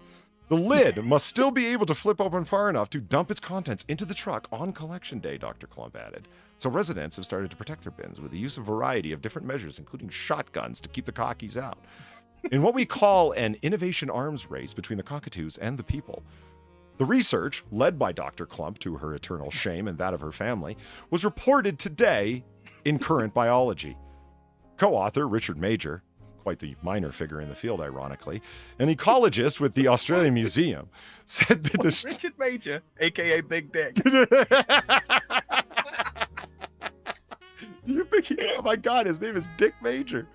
I just...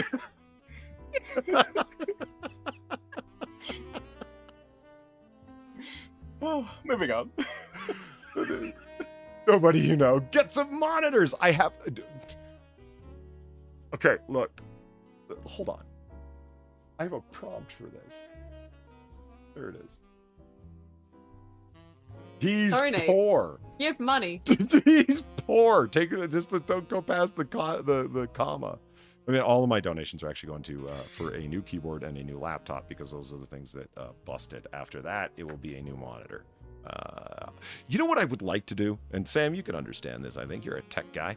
I want to buy two monitors at the same time to have the exact same monitors side by side. I mean, that's not weird, right? Yes. No, not at all. Not at all. You know what I mean? That is the ideal. And I've got this concern that if I buy, it's probably irrational, but if I buy only one, the other one's not going to be made by the time I go to buy the second one, if that makes sense. Because it happened with the fucking keyboards, for God's sake. They stopped making it. It could. Verily I say unto thee, it could. I've had that happen to me. So it's like you want to buy them in pairs. And I'm surprised that like Best Buy and Amazon don't actually have that up as a thing already. Like, 2-for-1 monitors or whatever, or reduced price for two of them at the same time, that kind of jazz. Because everything else is set up to sell to fucking gamers. All the keyboards and mouses and fucking laptops, and it's a fucking gamer world out there. Like, if you're the best chairs available for you to sit at a desk in are made for fucking gaming. Think about that for a second. I mean, anyway, what are you saying? The thing with monitors is that the markup that they make on sort of like standard size monitors is not especially big. Is that right? Yeah. Well, that sucks. So where do they make the big money? What's the big markup on? TVs. Oh. When it comes to the actual sort of like screens and such, yeah, they make the most markup on TV. So industry secret there for you people. Yeah. So Dick Major says we've modified an environment. And cockatoos have exploited that environment, and they've adapted so well to living with humans. Now they're seeing humans adapted to living with them. Bountiful bins.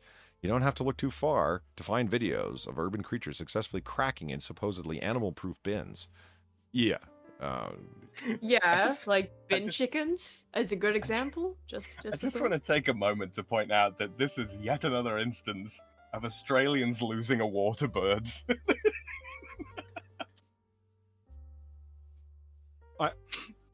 Just want to throw that out there. You had a beast going around a rural village that they have no idea what the fuck it was. That's right. We Still don't want to talk. We discovered last night the greatest military failure in human history, and it wasn't the Emu War. It was 30,000 Frenchmen trying to hunt down they know not what. And they failed. Yeah. There was some creature Yeah, so that they take believed. that. There was some creature. I forget that it was named after the town. Or what was the name of the town? I forget. It's not with a G. Oh, have you any idea how little that narrows it down? Yes. So in the 1800s, Something with an N at the end? in the Doesn't narrow it down. excuse me, in the 1700s, in some small podunk French town, there's a wolf, they think, killing people. And so there's more and more bodies turning up, children, women, you name it, right? And so, people are tasked to go after him. And eventually, it goes to King Louis himself. He gets pissed off about it. He puts together, he tasks a military force to it. 30,000 fucking men walking around the French countryside, and they fail to stop the killings. They were going after a singular creature, and they did nothing. Because it turns out that it wasn't a creature at all. Turns out human beings. No one knows what monsters. the fuck it was. Yeah, no. Exactly. Well, see, I proffered the suggestion that, cabal, well, see, that's just it. It was like, was it a serial killer? Was it a wolf? Was it a hyena? Was another suggestion, because people were saying that had seen it, that it's kind of like a wolf. It's kind of like a dog, but it's much larger and much more vicious. And it's like, yeah, like a fucking hyena. And it's like, yeah, some French nobleman brought a fucking African hyena to France. I didn't even know that there were hyenas that were in Europe at one time, but they were long since thousands of years gone. Did not know that. So yeah, these 30,000 men failed to track down whatever the fuck they thought it was. But I thought of this not in terms of negative, in terms of dead women and children, but as an opportunity. See, always think positive. If I had some scores to settle, that's when I'd be doing it. Oh, God, yeah. Someone had it coming to them, especially if some buddies, plural, had it coming to them. Oh, yeah. Yeah. The copy dog killers, yeah. Yeah. There's a lot of killings going on, and then all of a sudden, dead bodies pop up. No one's going to ask any questions. That's the... Moving along. But BG, here's the thing, right? We at least knew where the emus were. We at least hit the emus. They didn't die, but they were hit. That's We knew not what they the point were. in your favor. Coins are back, bitch! Fuck, that made me jump.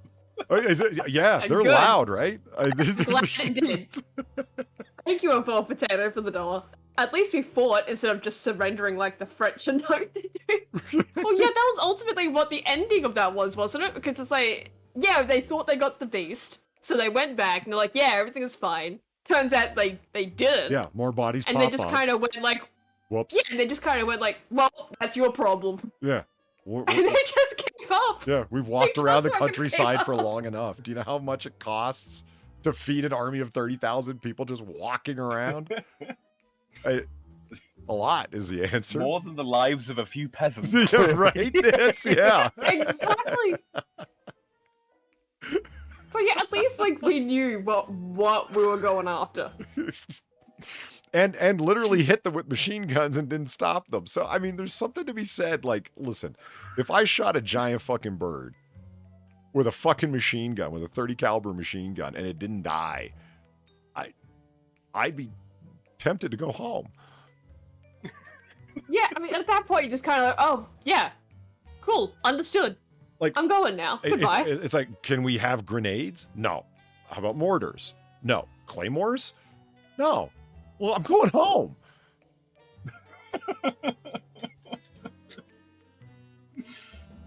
Yeah, but to be fair, like the weapons of the day, you said this is the 1700s, yeah? Yeah, it was. Yeah, It's muskets. it was. Yes. Yeah. But Have you ever seen a hyena? I have, but they didn't shoot shit. They didn't find nothing. Exactly. No, They didn't find that. they got a wolf. They got something. It's just it wasn't the thing that was supposed to get. Maybe it was, and it's like Polly was saying, it's a conspiracy of people to kill people at the time. So, maybe they actually did get the wolf, and then people kept killing people anyway. I love how when they get to the end of the video, we were watching this off the channel, Weird History. The guy suggests the most obvious of possibilities as like a final line of maybe this is what was going on. That it's like, considering the thousands upon thousands of people that died throughout Europe, especially in France, from regular wolf attacks, these 212 deaths might have been the result of many different wolves killing many different people in many different places. After all, some 10,000 people were killed over this decade-long period anyway by regular wolves. And it's like, why would you wait to the end of the video to say that? And it's like, oh, because it would have undermined everything you said up to this point. You want to know the really funny bit, though? We've recently reintroduced wolves to the Pyrenees. Why? Oh, apparently we went yeah. down. Why would you do that? Because they're an endangered species here in Western Europe, and we've also brought bears back to the Pyrenees. We've done that. Do you Farmers want down to south are die? in fucking uproar about it. Yeah. Do you guys want to fucking die? Jesus Christ. Apparently. So anyway, cockatoos, am I right? To find out how widespread such cocky deterrents were, Dr. Klump and her crew conducted a census of more than 3,200 bins in Warra-Norra, Burden Ridge, Hellsberg, and Stanwell Park to provide what she calls a snapshot of protection methods. Oh my God. You took pictures and did analyses of 3,200 garbage cans. Fuck, lady. Yeah. Don't tell me Aussies aren't clever. This is kind of clever. That's pretty. Yeah. Yeah, I got some old shitty shoes that the soles are falling off of, and they happen to fit right in the back of the bin. Get in there now, bird. Well, we are a resourceful bunch, you see. In a very short amount of time, like a couple of weeks, we went to 4 suburbs where we knew the cockatoos opened bins, and we attempted to record for every single bin if it were protected, and if so, how it was protected. Some people placed bricks on their bins, while others rigged ropes or water bottles to prevent their lids being opened. Still others jabbed shoes and handles by the lid's hinge to keep the cockies out. Well, that's not creative. Yeah. Well, they're not all winners. Well, yeah. But they can't all be winners. Most respondents, 85%, left their lids unobstructed. Well, that's what's causing them to show up. But the 172 householders who said they protected their bins at some point, about 60%, escalated their efforts to firearms. As the fucking active armor on the bin lid. Let's go. Yeah, it doesn't say that. I'm kidding, but I wish it did. As the persistent parrots figured out how to get past the simpler strategies. Unsurprisingly, people who lived in the suburbs where the cockies have been opening bins for more than 3 years tended to use more extreme methods than those in areas where the lid flapping behavior was new. Now get this. They employed science to determine that if a thing was more likely to happen, people were more likely to do something about the thing. How incredible. Science is at it again. I mean, fucking hell, are you serious? Are you trying to tell me that variation in A causes variation in B? The most basic of all empirical premises? That's amazing. Never would have guessed. Thanks, scientists. I think that this was just an excuse for like a bunch of train spotters to go and survey bins. I really do think that's what this boils down Maybe. to. It's like, let's go check out the Max Planck School. It's probably somebody's apartment. You know what I mean? It's just a bunch of fucking anoraks. Well, you know what? Since we are having fun fucking around here, I do have a number of lists. All right. Ooh, oh God. I've got something that we can finish off a list that we've been fucking around with for months. Oh God. You know, is it the tree houses? It is the tree houses, yes. I don't think we're going to actually finish it. No, we're gonna finish it tonight because there were 30. We're gonna finish it. Yeah, and I'll tell you, it ends on a high note, which I wasn't expecting. Okay. The tree houses, they end on a high note. Fuck off, Sam. Jesus. Okay, look. I went through the remainder of these, okay? I wanted to be able to open the colorful treehouse. It wouldn't let me. Okay. Apparently it doesn't exist anymore, which is sad. Like, you'll see, uBlock Origin won't let you go there. Right. Okay, and when you do force it to go there, that I opened in my, what I call my dirty browser, where it's like, I don't care what happens over there, and all the security is like turned off, you know? Like, when you go there, it's a list of Airbnb locations, and that particular one, the Red House, isn't available anymore, and that's probably why, because it's redirecting not to what it says it is, and that's why uBlock Origin is stopping it from going there. Okay. Which is sad because it's such a shitty place that it would probably be I mean, hilarious. it looks like a little. It's- It looks like one of these little Monopoly house things. It does. It does. It absolutely does. Good call. The red roofed hotels or whatnot. Yeah. Yeah. So this one, cherry tree sort. Instead of Why is it called Miss Molly? I don't know. You're not focused on it. It's not a resort. It's a tree sort. You don't like that? I like that. I chosen kind to of glossed obfuscate- over that. I'm not Yeah. gonna lie. I've chosen to consciously obfuscate that from my mind and memory.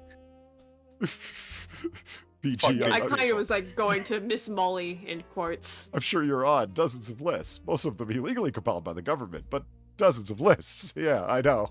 Trust me, I know. Cherry tree sort, Miss Molly, and that is in fact what it's called. Don't ask me why.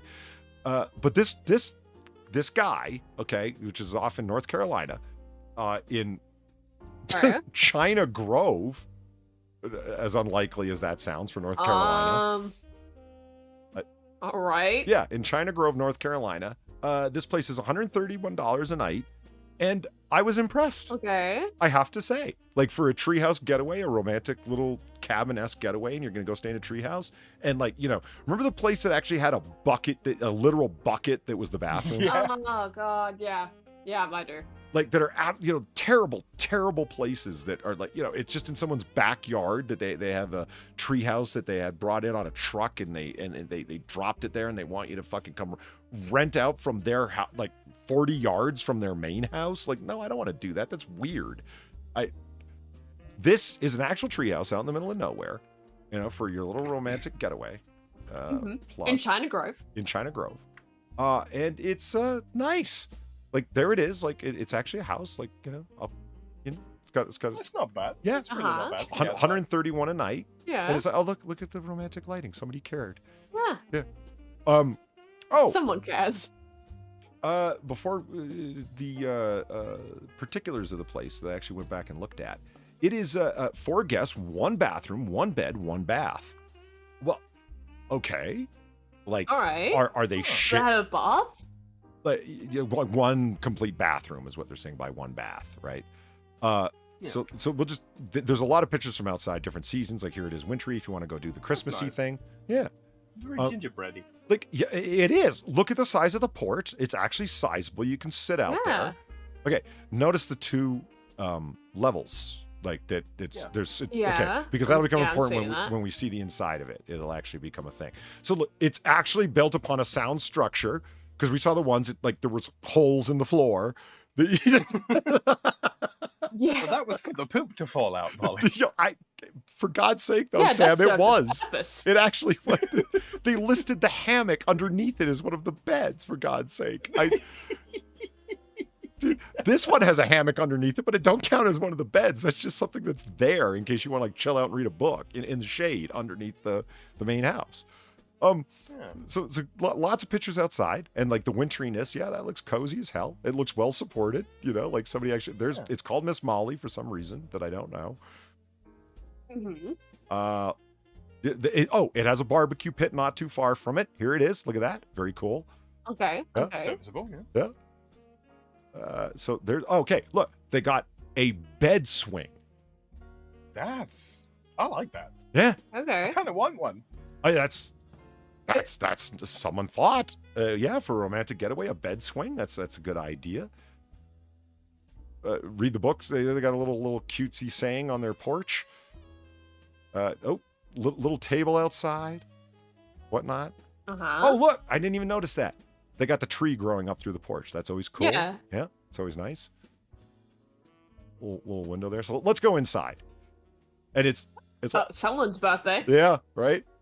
It's like it's small but big enough. Like you can sit there and read a book and look out into the forest. There's actually enough room to sit there, and it's right around the corner from where the couch is. So like they've actually made good use of space. Yeah, extremely good use. So here's the little kitchenette. Holy shit! It's got a little fridge, an actual cute. sink. Yeah. Okay. Here's the upper level. with the queen-sized bed in it. Huh. Yeah, this one takes the cake. Like, This is the I'm best not one we've hating seen. it. It's got Yeah. there's the shower, a full shower stall right beside the window. It's got a towel rack. Yeah. There's an Yeah, extra. I can say I'm not hating it. This is it. There's an extra bed space for your guests if they choose to come or whatever, your kids or whatever the fuck. That's above the little kitchenette with the ladder there, and then here's like an outside from the distance just to show you how much space there is around it. And then there's the around the corner an actual toilet, not a fucking bucket. I'm still pissed off about I'm that. so mad about the bucket. Remember, it had the terrible I face for the cover. Remember, it had a wooden handle Yeah. cover. It With did. it? Yeah. Yeah. And then Like everything about it was just not pleasant. yeah, and then there's the little sitting room to look out. So You could consider. the point being, for $131 a night, I'm impressed. That's not bad. Yeah, that's not bad for 131. I mean, 33 of them listed. They remember the UFO one. They were all mockable. Oh god. Yeah, all of them were terrible. Yeah, like In some way. bird's nest. Remember this fucking thing? Yeah. Oh god. God, that thing looks like it's from fucking Ribbon. And the ones that looked great, like the Wine Country Treehouse, there's like 10 of them that are all within a stone's throw of each other and way overpriced. Yeah. You know what I mean? When you see the picture from the right angle, you realize, oh, holy fuck, this is like a cabin nest, if you will. Like the cabins are not very far from each other. There's absolutely no seclusion whatsoever. And so if you're going there anywhere near the main time, like, oh yeah, and the death trap ones where it's like, if you manage to get out there, there, the UFO one. Like, what the fuck? Yeah, oh my god. So they were. That's where I want to. Extra great time. They were. That's where I want to spend my summers, in a big tin can. Yeah. What could go wrong? Yeah, huh. I remember I proved it looked just like the the people fighting the Justice League, led by Lex Luthor from Super Friends. God, Shit. I can't remember the name now. The Legion of The Doom. Axis The is- Legion of Doom. It looks like the Legion of Doom's headquarters from the 1970s Super Friends cartoon. And what takes the cake? The very last one, Miss Molly. But it's actually good. Yeah. It is an actually good treehouse. Well fucking done. Yeah, I mean, congratulations, They did it. Chinatown or whatever the fuck, China Grove, North Carolina. China Grove. Yeah, Miss Molly takes the cake. It's an actual treehouse that I would pay money to go to. Well done. Yeah, well fucking done. And you guys won't ever have to hear about the tree houses again because we finally made it through all 33. It's been months. Yay! Nice. Well done. Now I'm questioning the meaning of life, Polly. What are we gonna do? Somebody Right, actually right. came Have through that with an stability. Airbnb that didn't suck. Yeah, what are the odds? Yeah. Gosh, and indeed, golly. Oh, I've got a story to talk about that Okay. is uniquely fitting for Noir Bar. Okay. That's right. California has legalized human composting. What the fuck? I wish this was some kind of exaggeration. Wow. It's not. Wow. Um, Human composting.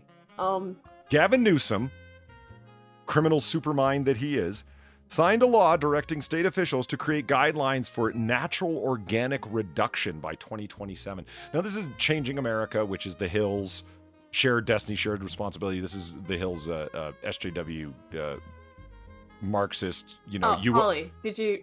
What? Polly, did you miss Streamlabs? Did you miss my Streamlabs? Oh shit! Did you? I did. Shit. Sorry, Ball Potato. Thank you for the $3 and the Weibo legs. We'll just play them again because who doesn't love the Weibo legs? Am I right? Hell yeah. For normal people, it'd just be small, but for people like Weibo and Far, it'd look like a normal size house. There you go, Far. Extra bonus for you. You know. Right. Imagine being on that queen size bed upstairs. It would be like, you know, mattress land. Thanks.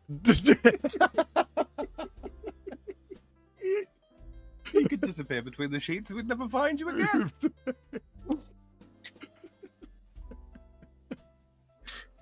Okay. I'm sorry, my entire consciousness has been it's been perverted by the human composting. It really has. I don't know if I shall ever experience joy again.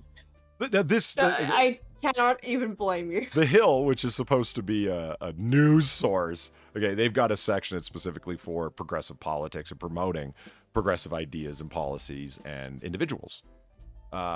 So while their story is, kind of helpful, the most informative one, strangely enough, comes from the Christian Post, where they actually detail. Okay. I know, but hear me out. What they do at the Christian Post here is, seriously, this is Lex Luthor in real life. This guy is going to say that. Like, look at him. He's a fucking supervillain, this guy. Like, people talk about George Soros being a Bond villain. Okay, agreed. Like, he really does have all this guy's like, yeah. Yeah, he's like, what is a comic book villain like? This guy! He's like a skinnier Norman Osborn. He's got plans to compost the people. Soylent Green is next. And when Canada starts euthanizing its depressed population, they will export them here to feed the compost mills. Now, the reason why the Christian Post is such a good article on this, because they actually describe the process, which the other articles that I read only hint at. Like, they only suggest, because they know how nightmarish it sounds. Where the Christian Post is very much against this kind of thing, because it's desecrating human remains, as they see it, right? So they're going to, we're just going to tell you what's going on. I feel like there's other reasons you could really be against this. That's not just desecrating human remains, but yeah, that's still a good one. That's still a definitely good one of why to be against this. You could believe that humans and human remains have a dignity beyond... just have a dignity, an intrinsic one in and of themselves, without having religious compunctions of any kind. I do. Absolutely, there you go. Like, you could be a straight up agnostic or atheist and still believe human beings have dignity intrinsically in and of themselves, and be wildly against this sort of thing. Because let's find out what the hell I'm talking about. Like, it's as a burial alternative amid Catholic opposition, because they're like, my God, you're treating bodies like this, and you'll find out why. Bodies like what? Well, let's find out. The new California law allows human cadavers to potentially be used as garden soil in growing food for human consumption, drawing criticism from the Golden State's Catholic Bishops' Conference. On Sunday, Governor Supercriminal signed Assembly Bill 351, known as the, get this, Cemetery and Funeral Act. Oh, they're so very good at that, aren't they? They're calling something by what it is not. They're literally planting people. Wow. And you think I'm exaggerating? This is crazy. Which establishes a framework to license and regulate a process for cemeteries and other similar facilities, in which dead bodies are converted into soil. Soylent Green is next. Okay. Now, known as natural organic reduction, NOR, the approach involves placing bodies into vessels that resemble human coffins and then transforming the remains into, quote, nutrient-dense soil, according to Democratic Assemblyman Christina Garcia of Bell Gardens, who authored the bill. The NOR process involves the body of a deceased person being mixed with natural materials and air in a, quote, reduction chamber, where the body is periodically turned, I'm assuming using a soiling pitchfork, basically. Eventually resulting in the body's reduction to a soil material. Human remains are held together with straw, wood chips, or other natural materials inside of a large tank, container, or similar vessel until the process is complete. NOR is considered a more environmentally friendly option than traditional burial, which can leach chemicals into the ground, or cremation, according to Garcia. So, let's use the people for the soil. AB 351 does not prohibit the use of any material derived from NOR process to be sold or used as soil to grow food for human consumption. It's unclear whether that question would be addressed under the proposed regulatory framework. The bill set to take effect in 2027, and you should be the first one that we're growing bell peppers out of, Gavin, you disgusting fuck. I've got to ask though, right? Because is this even not just ethically, but like actually safe to do this? Because like there's got to be human waste in the body still at this point, right? There's And preparation from what- processes that, Yeah. you do when you're preparing Well- a body for burial. So I would assume. Well, that they would do hopefully they're doing that for this, but like at the same time, I highly doubt it because they're just deciding to use the body for like soil. But it's still like it has that same thing of like, is this even technically safe to do? And why do my bell At peppers what taste point- like bureaucracy and corruption? I'm But just like, thinking is of there all like any Just any chances of this like Why? you know contaminating something in a way you have no idea how it's Yes. going to do so before it happens? It's like that's more my Honestly, yes. question with it. okay, Why hold do on. my avocados taste like insulin? Yeah. Lava junkie. Okay, hold on. Flirting with cannibalism. I dig it. Yeah, that's You the win. other part of it, You right? win the internet for the day, my friend. Well done. It's- Well, that is a lot of what this is. It's flirting with cannibalism because it's like, yeah, I you're dig using it. the bodies to grow the produce. It's not Oh, flirting. It's dirting. yeah. Oh, Celebrating the bill's passage on Facebook, Garcia referred to the NOR process as human composting and said the process saves the equivalent of 1 metric ton of carbon from entering the environment. boy. Oh, Garcia told CBS literally News. how? Okay, but hold on. This is the Huh? best What? part. This everything you've just got to put in a certain context, and it somehow becomes acceptable, no matter how nightmarish it is. Watch. Garcia told CBS News that she hopes when the law finally does come into effect, the human composting process will mitigate some of the extreme weather California has faced in recent years. How? Fuck off. How? Literally how? Given the heat that Yeah, we've I'm been under, sure. the drought, the wildfires, we need to do everything and anything to reduce our carbon emissions and create more eco-friendly options in all spaces by planting people and growing shit on them. I added the last part in. Isn't this literally how if you just bury someone in the ground, how it usually works? Eventually, You're just yes. burying someone with extra steps. I look forward to continuing my legacy to fight for clean air by using reduced remains to plant a tree. Look, if it's one thing if you're like, yeah, use my remains to plant a tree, whatever. Yeah, that is a thing you can do. That's one thing. It's another thing to be like, yeah, use my body to grow plants that you're going to eat. Like, that's a whole other ballpark here. What the fuck, lady? Do you know what came to mind? That line from The Matrix where Morpheus is talking to Neo and said, I didn't believe it either until I saw the planting fields, until I saw the dead being liquefied and fed to the living.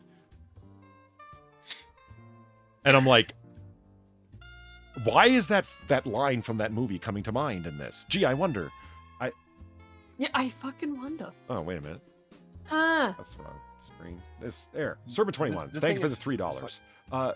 New Sun will allow Resek. New Sun will allow Resek from Judge Dredd next. Look it up. The 2012 Dredd film name drops it too. I'll look into it. I don't know that lore. You outlured me. To all intents and purposes, like this isn't all that dissimilar from burying bodies in the ground and letting them rot away naturally. It's It not. really isn't. But the whole process, like, they're saving carbon emissions and blah blah blah blah blah. So let me get this straight. You want to industrialize the process of speeding up the decomposition of human bodies so that you can use it for soil. You have added extra steps to the decomposition of that's- human bodies. You Yeah, aren't that's what I said. saving They're just any carbon burying people. emissions. The idea. But that's what I meant by like you're burying people, but with extra steps. Like that's all that's happening here. Like, eventually, it's like okay, so you get the question, right, of coming up of like, is this not like a regular burial? Okay, fine, fair enough, fair question. Yes, but over a very long time, and the whole point, whatever religious beliefs you have or don't have, you're dancing on a grave. There's a reason I want to dance on that person's grave. Is a saying. Why? Yeah. Because you hate them so badly, it's it's a statement of excess, right? A statement of hyperbole. Yeah. That you literally want to dance on their grave. What's that going to do to them? it's a sign of intensity of disrespect. It's a sign of contempt beyond all contempt that they're dead and you still want to, like, why? Because walking on graves is disrespectful. Why? Because human beings have dignity and you shouldn't be doing that shit.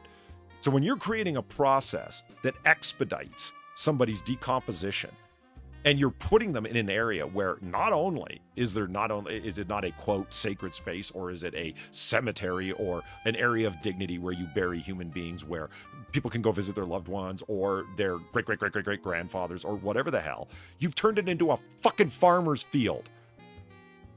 It's the exact opposite of dignity. I mean, and only, of course, California is proud of this. Of course, they wrap it up in environmental stuff, and wow, that buzz is intense.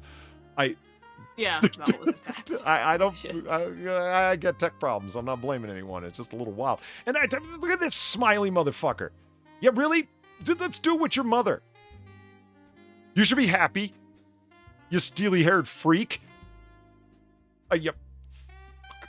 Okay, so listen to the opposition, the religious opposition. I'm not saying you need to agree with it, but think about their position for a second. In a statement provided to the Christian Post, the CCC, the California Catholic Conference of Bishops, said it reduces the human body to simply a disposable commodity. Yeah. Right. Go on. It's in a statement to them, Executive Director Kathleen Domingo warned that beyond the theological considerations, there are ethical issues as well, namely the use of human remains treated as a mass grave. Quote, dispersing the remains in public... That's what I was thinking of. Dispersing the remains in public locations without an advisory to members of the public risk people treading over human remains without their knowledge, while repeated dispersions in the same area are tantamount to a mass grave. Yes. Like, we got this public park. It's like, did you know that these are like decomposed bodies? And like, oh, look, that's a tooth over there that didn't quite, get the process. Yeah, that is the disturbing part about it, isn't it? It's like where's the soil being used? Because they're just saying like it's gonna be used for things to be grown in. Okay, does that mean it's specifically for farmers then, or can anyone buy human soil? Can anyone just purchase this and it's like on some parkland or something like that? I would imagine it would be the case. Oh, sorry.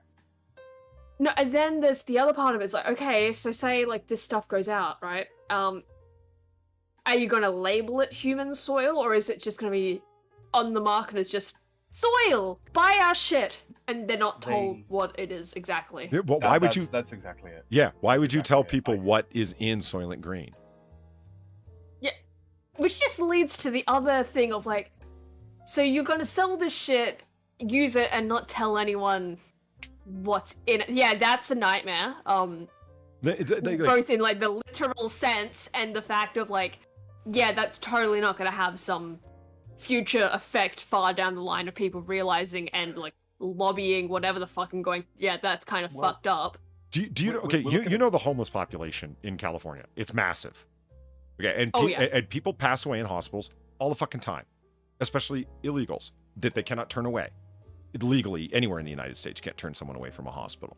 And there are millions upon millions of people that are in the country illegally that die in hospital or die on their way to the hospital in transport in like an emergency vehicle. They're undocumented. Yeah. And it's like, or older people that have no family that die, and at the state's expense, they are buried or cremated, usually cremated because it's the cheaper of the two options. But now this motherfucker figured out a way with his evil cabal to make you, and nobody mentioned that in any of like the 6 or 7 stories that I read, where it's like, you're going to be doing this with bodies that are processed at the state's expense, aren't you? This isn't about individuals. Yeah. Largely. Who are the first people that are going to be, first bodies that are going to be treated in this fashion? Those that are completely under the auspices of the state would be the very first ones to receive this process. So which is even more concerning, considering they're going to be diseased as fuck, most likely. Well, which means old people, your soil, homeless people. You do some real shit to it. The majority of people that fall into burial at the state's expense are illegals, homeless people, mental patients, drug addicts, etc. People that are processed for death at the state's expense. So those are going to be the first fucking people to be human compost. Wonderful. That's not the foundation of a fucking black horror novel at all. Zoom this out to a Not at bigger all, picture no. as well, because like, who owns the most farmland in the United States of America right now? Yeah, You know, the largest single owner of farmland in the United States of America right now. it's Bill Gates, isn't it? Yeah. Yeah. Wait, what's his particular sort of alignment in the political spectrum there? Yeah. Yeah. Just throwing that out I there. love the idea. Christopher Rodriguez, China is interested in this with the Uyghurs. Yeah, I bet you they're already on top of it. I bet they're already doing it. You must Yeah, get, they probably get are. it on top of it. You see what I just Jesus. I'm trying to make this funny because there's nothing funny about this. You get Oh, God. It's such a logistical nightmare in so many different ways. It's fucking the best so part. many dark, different it's fucking just ways. twisted. The best part, and I have to imagine that it's on purpose. That because it's a Christian post, and they're talking about human composting. That Garcia had the nerve to fucking call on Facebook, and there's Gavin Newsom with his smiling villain face, and what's in front of him? The California blueprint. Yeah, let's follow that plan, because it doesn't lead to anything weird at all. Oh my God. Jesus. Don't get me wrong. On a purely material, in terms of like, on a purely material level, I don't have a particular objection to it if the bodies that are to be composted were willingly given, shall we say? If Yeah, that is the one green freaks thing, out but there. at the same time, but Yeah. okay. It's because to all intents and purposes, like I for a long time I had the desire when after death of being cremated and the ashes being put in the ground and then a tree planted over the top. I thought that was a nice idea. So on that level, I'm not all that bothered by it. It's just I know what California's like when it I was comes just to about to these say sorts- it doesn't. I bet it does bother you thinking of the state mechanizing it, though. Yeah, and profiteering from it. They'll be selling this shit. Yeah. They will be selling my dead body. Potentially. Well, I mean, they do that to an extent anyway, with like limbs and shit like that. But still, it's like this is taking it to a whole other level. At least like when they're doing shit like that, they're not composting it and like turning you into plant food. If it was a case of my family, like I bequeathed my body to my family to do with as they will, and they ended up selling the soil that was generated or what have you, and they kept the wealth that was generated. Yeah, all right, fine, fair enough. I can kind of begin to make that argument. But the state, no, fuck the state. Here's the question that I have. This is the thing I'll leave you on before we move on to something a little bit more fun, which would be pretty much anything, honestly. Oh God, right? Dead puppies would be more fun than this. Well, it's funny you said puppies. Oh no. If there is not actually an ethical problem with this, let's just say for the sake of argument that there isn't. Okay. Because, bodies come on, they're going to be eventually re-entered into the carbon cycle anyway on a long enough timeline. Yes. You're arguing timelines somehow introduce like, oh, well, you're doing it too soon. And therefore, that's an invalid argument. Like, because eventually on a long enough timeline, human bodies that are buried will be re-entered into the carbon cycle. We're just making it happen faster. So your ethics here are based upon speed. And it's like, okay, so that's the only issue at hand. So then you wouldn't have a problem with turning human remains into dog food and speeding it up even faster then. I would honestly prefer it, I think. And I don't mean rather be dog you, food. Sam. I meant like the person making such an argument. Yeah. It's like if you don't have a problem with human composting, then you really shouldn't have a problem with humans being converted into dog food either. Oh, no, that's too far. On what basis? It's the same timeline thing. You're just speeding it up. Yeah, but to be honest with you, yeah, from a personal perspective, frankly, yeah, I would rather be dog food than this. You know why? Because that's a dog that's getting some benefit from it, as opposed to the California government. Yeah, and it's Evan E. Williams is like, ew, what? No, I don't support this idea. I'm just saying, because I don't think that the timeline argument, okay, everyone eventually would. Okay, really? Okay, well, here's a thought experiment for you. Why is the dog food thing too far, but composting people with wood chips and straw and so on and so forth, and turning them over occasionally with a pitchfork, that's fine. Really, what's the difference? Because the animal, the dog, would use the meat and the tendons and the skin and whatnot for calories that are burned, right? And what would come out the other end is the most compostable substance that there is, excrement. Yeah. So there, that's hyper rapidization of your plan, California. Do it. But they wouldn't. You won't. Yeah, right. It's Gavin Newsom for dog food, 2024. You behind that one, you smiling bastard? I'd end up being a cheeky chappy. He died as he lived. Okay, On a body farm. All right, let's. Enough of my complaining about this. I was just so shocked. I was just like, it's so weird. Yeah. What the fuck? Yeah. So we do have some listicles.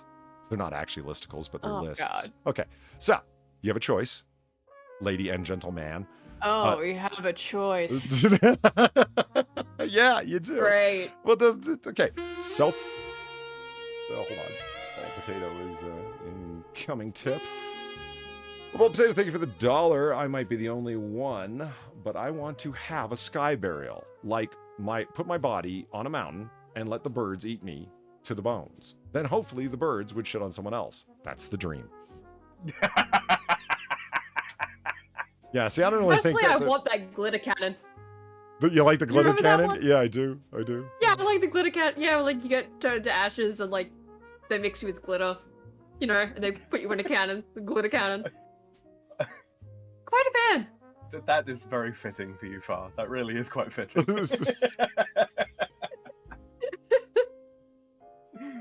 Oh, man. Why is it so horrible to find fucking chopped up bodies in the water? You took them out of the fucking... fish would have taken them out. What's the problem? Oh, to dispose of a body this way is terrible. Oh, the serial killer put him in a wood chipper. Well, it expedited your process, California. What the hell? It sprayed it all over the fields to compost faster. Little bits. Jesus Christ. You psychopathic, crazy people. Holy fuck. This is what happens when your state's run by actual communists and everything comes down to, dispersion of wealth and to the point where even the human body is a commodity to be divvied up. Fuck me. All led by California's truly gone to the dogs. All led by this smiling fucking bastard pretending he's doing something. Good Lord, this man scares the shit out of me because he's a popular leader in a lot of circles. And people say the strange orange man is weird. I say the steely, smiling cocksucker's weird. Worse. Yeah. Yeah, no, this guy is like worse in so many different ways. Just he's everything they accused Ted Cruz of being. He really is. Yeah. I would love to sit down with Donald Trump and be the one to like. Isn't the Zodiac? He's the Zodiac killer. The Zodiac killer. I would love to demonstrate because I have we don't get political, but I would love to say to Donald Trump, like, break this news to him in a conversation we're recording. It's like, did you know that California's composting humans? And he goes, what? Yeah, it's like, no, seriously. Tiny dancer stops. Yeah. And all of a sudden, Trump is at a loss for words. And it's like, yeah, over in California, they passed a law where you can compost human beings, and they've got this process where they turn you over occasionally with a pitchfork when you got like wood chips and whatnot holding you together, and like his jaws slowly dropping while you're saying these words. It's like, Could you imagine working at one of those plants though? I'd never be able to eat a hamburger again. I've heard horror stories of like because like my dad's had to install stuff at like meat processing plants and shit like that before in the past, and like I've heard vague stories of like. Yeah, so like the whole place stank. There was like just fat over here, blood on the floor everywhere, like just things of that nature. Like never getting into too much detail, but you get enough detail where you're like, I never want to set foot in one of these places ever in my life. I'd imagine it's something like that. I've worked on a turkey farm, and that's bad enough. Yeah, that I believe. Yeah, like I would imagine it's something like that with like Yeah. worse smell because these people are going to be mostly homeless people. To begin with, they absolutely So- would be. Yeah, like so it's going to be even worse than what it would be if it was just the elderly that had no other choice. Indeed. Well, the elderly that didn't have any choice in it at all because they had no family, and once they died in a state-run facility, well, we know where you're going. Yeah, exactly. Okay, so the options for lists are South Korea is a whole different world, and here's 50 photos to prove it. 10 passive-aggressive plants to give to your enemy. Still got that one. The top 25 most beautiful airplanes. Which I thought was nice. Far doesn't want it, though. 7 overlooked modern marvels of mechanical engineering. Which, pretty cool. And the one that I think Far is going to go for. 10 of the weirdest exoplanets in the universe. Oh, exoplanet. I was going to say plants, just for the theme of it, but no, planets. Planets. Let's have a clean break. We'll save that one till next week, shall Yeah. we? Fair enough. I found a new most passive-aggressive plant. One grown in human remains. Yeah, exactly. Yeah. That is an extremely passive-aggressive plant to give to someone that you hate. This thing was grown on your grandmother, motherfucker. That's what I think of you. Right. And it's like a Venus flytrap or something, you know? Yeah. It's That's a mandrake root. no, it grows, God, what's that absolutely disgusting fruit that's smelly? It's like a spiky ball. Oh, durian? Yeah, durian. durian. Durian fruit, yeah. It's like, I grew this durian plant on your grandmother, fucker. And it stinks.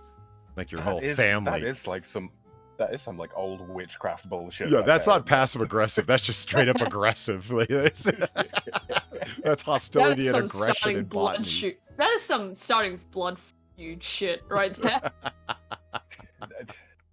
Fucking belladonna or Like, something. why do you hate him so much? Why do you hate his entire family? They grew a durian plant on my grandmother's grave.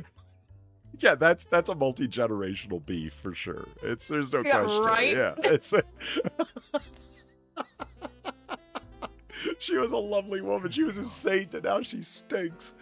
Okay, look. Her name was Bertha, not Lady Durian, you fuckers.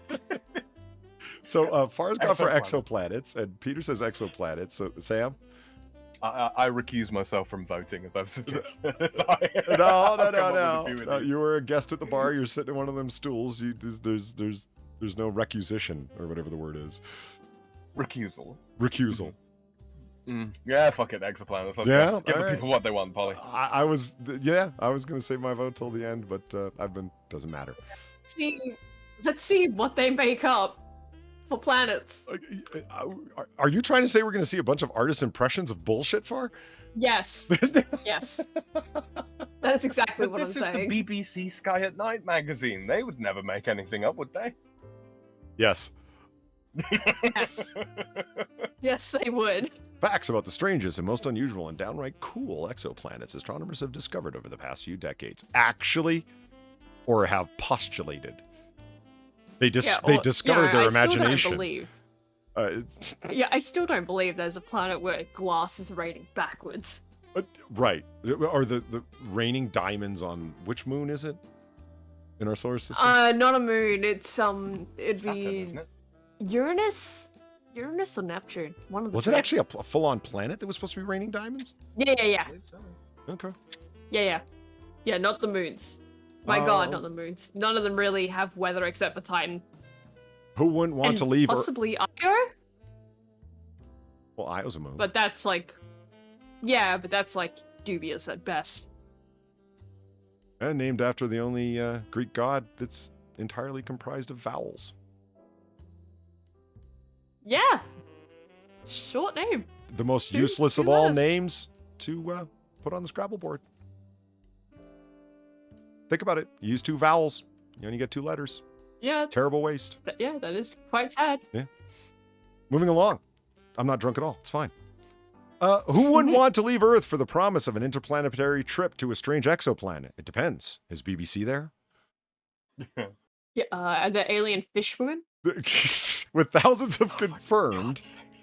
confirmed, really, and the number of exoplanets discovered growing daily, you may get lucky. About half of the sun-like stars out there are too far away for us to ever get to in any kind of conceivable timeline, but we're going to talk about it anyway. That's almost 300 million potentially habitable worlds in our galaxy we'll never be able to get to, as I previously explained. Don't pack your bags just yet. Oh, as these weird planets will show you, you may be in for a holiday from hell. And there's the first one where it rains glass sideways. Yeah, It's up first. Where, Yeah, lovely. It rains glass in a weird direction. Planet Getty, exactly, Alamo. It's just, or as we've come to know it, HD 189773B. Good old 3B. Okay. My scroll wheel. It's too sensitive. This nightmare world is only 64 light years away, the closest hot Jupiter to Earth. It may look like a gorgeous deep blue marble in our totally created Photoshop image. But if you had the misfortune to visit this massive gas giant, you'd regret it soon. Oh, hell yeah. I haven't seen this one so long, too. Garters are underrated. And underdresses.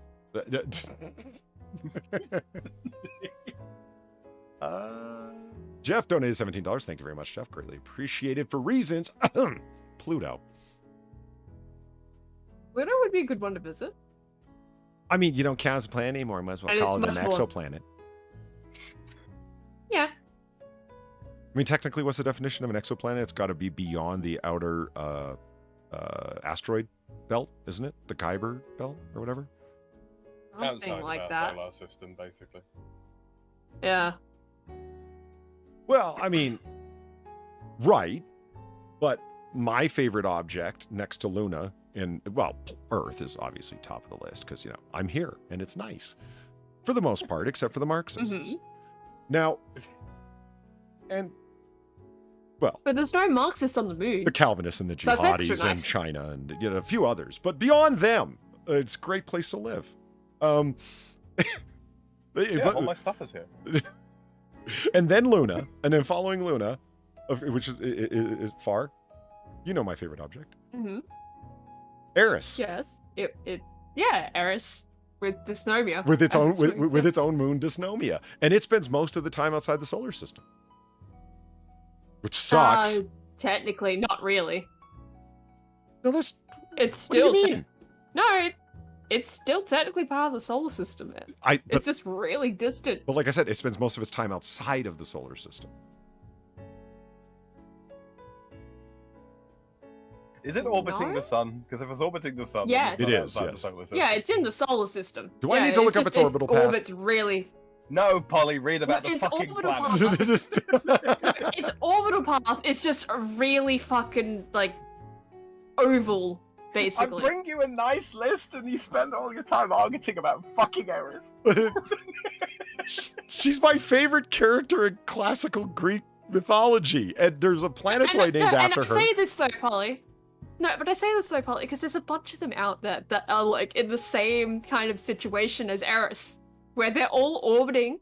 It's just they're really fucking distant, because there is another limit outside, right?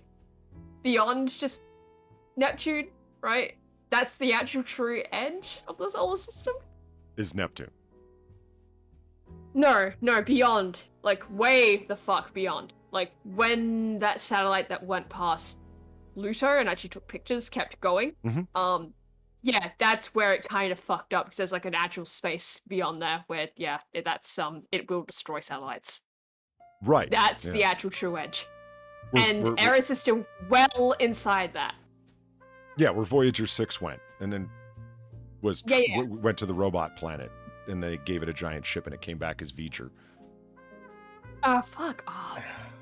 It's a great movie. Star Trek, slow motion picture. I'm trying to give you information here. I heard you.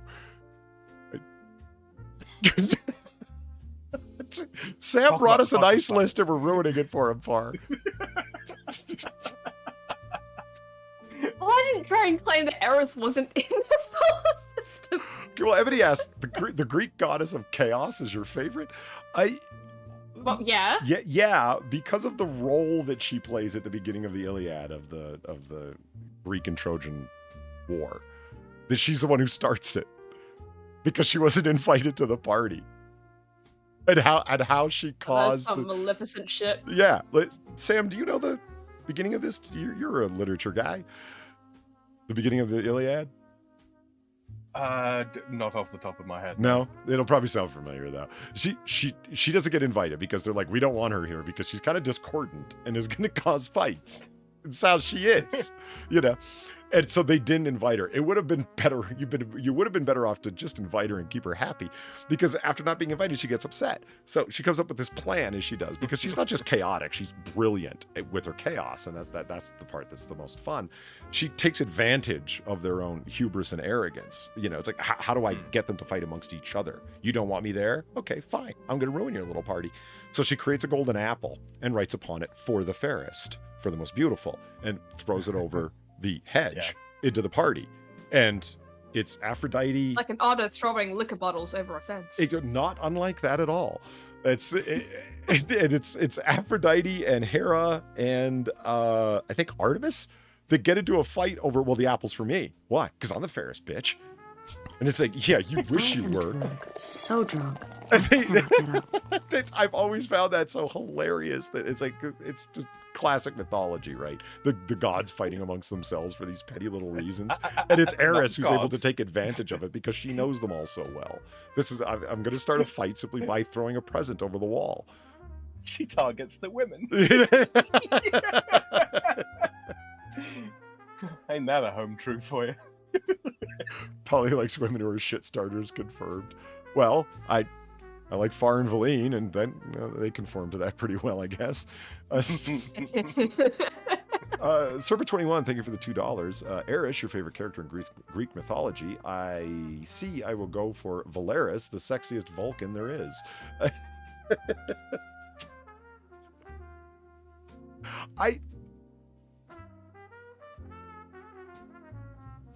I'm just thinking, was there ever a sexier Vulcan presented in canon?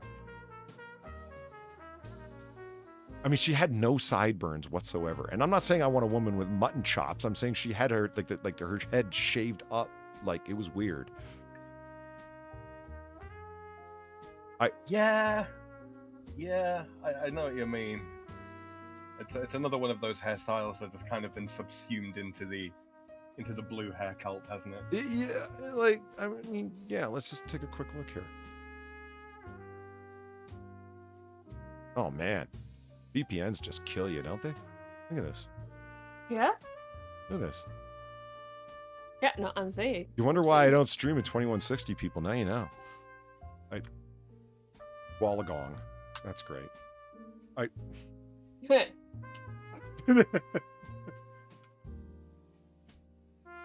Tickety on the fucking mechanical keyboard. Okay, here we go. Yeah, I misspelled it, but I got close enough. See, this is what I'm talking about. This is anti-sideburns right here. That is quite a large gap of hair there in front of the ear. Jesus Christ. Yeah. I can kind of see why they put sideburns on them. I'm sorry, it just looks a bit odd. It does. Like it's like I said, I don't want a woman with mutton chops. That's not what I'm saying. I'm saying she's gone the opposite direction, and it looks weird. Yeah. you are we sure that she hasn't shaved it? Like, are we sure she hasn't shaved it for aesthetic purposes? They just went horribly wrong. Yeah, I don't remember who was. I'm trying to think of, like, the sexiest Vulcan. The Vulcan that Quark was trying to seduce in DS9 in like season 3, and it turned out that she was a gun runner. She was trying to buy weapons from Quark. She was sexy as hell, but she was only in that one episode, and I cannot remember her name. Are only pure Vulcans allowed? No.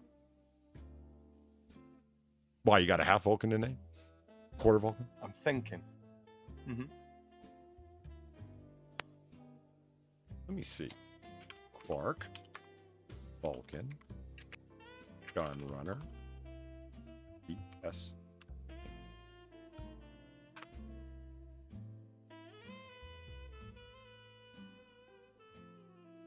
Take control of your personal data. Yeah. I like what I'm seeing here. Yeah. Well, Absolutely nothing. they're slowly filling in. It's fine.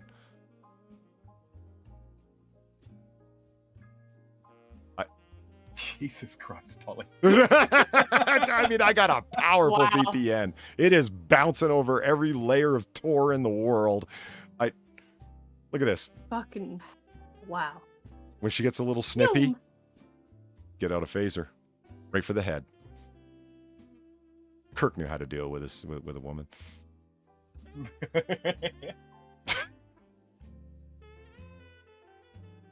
Yeah, you got me. All right. Anyway, Jesus, it still hasn't right, filled yeah, in. Yeah, fine. I'm just giving up on the idea. Okay, back to exoplanets. That are not cold Eris. That's right.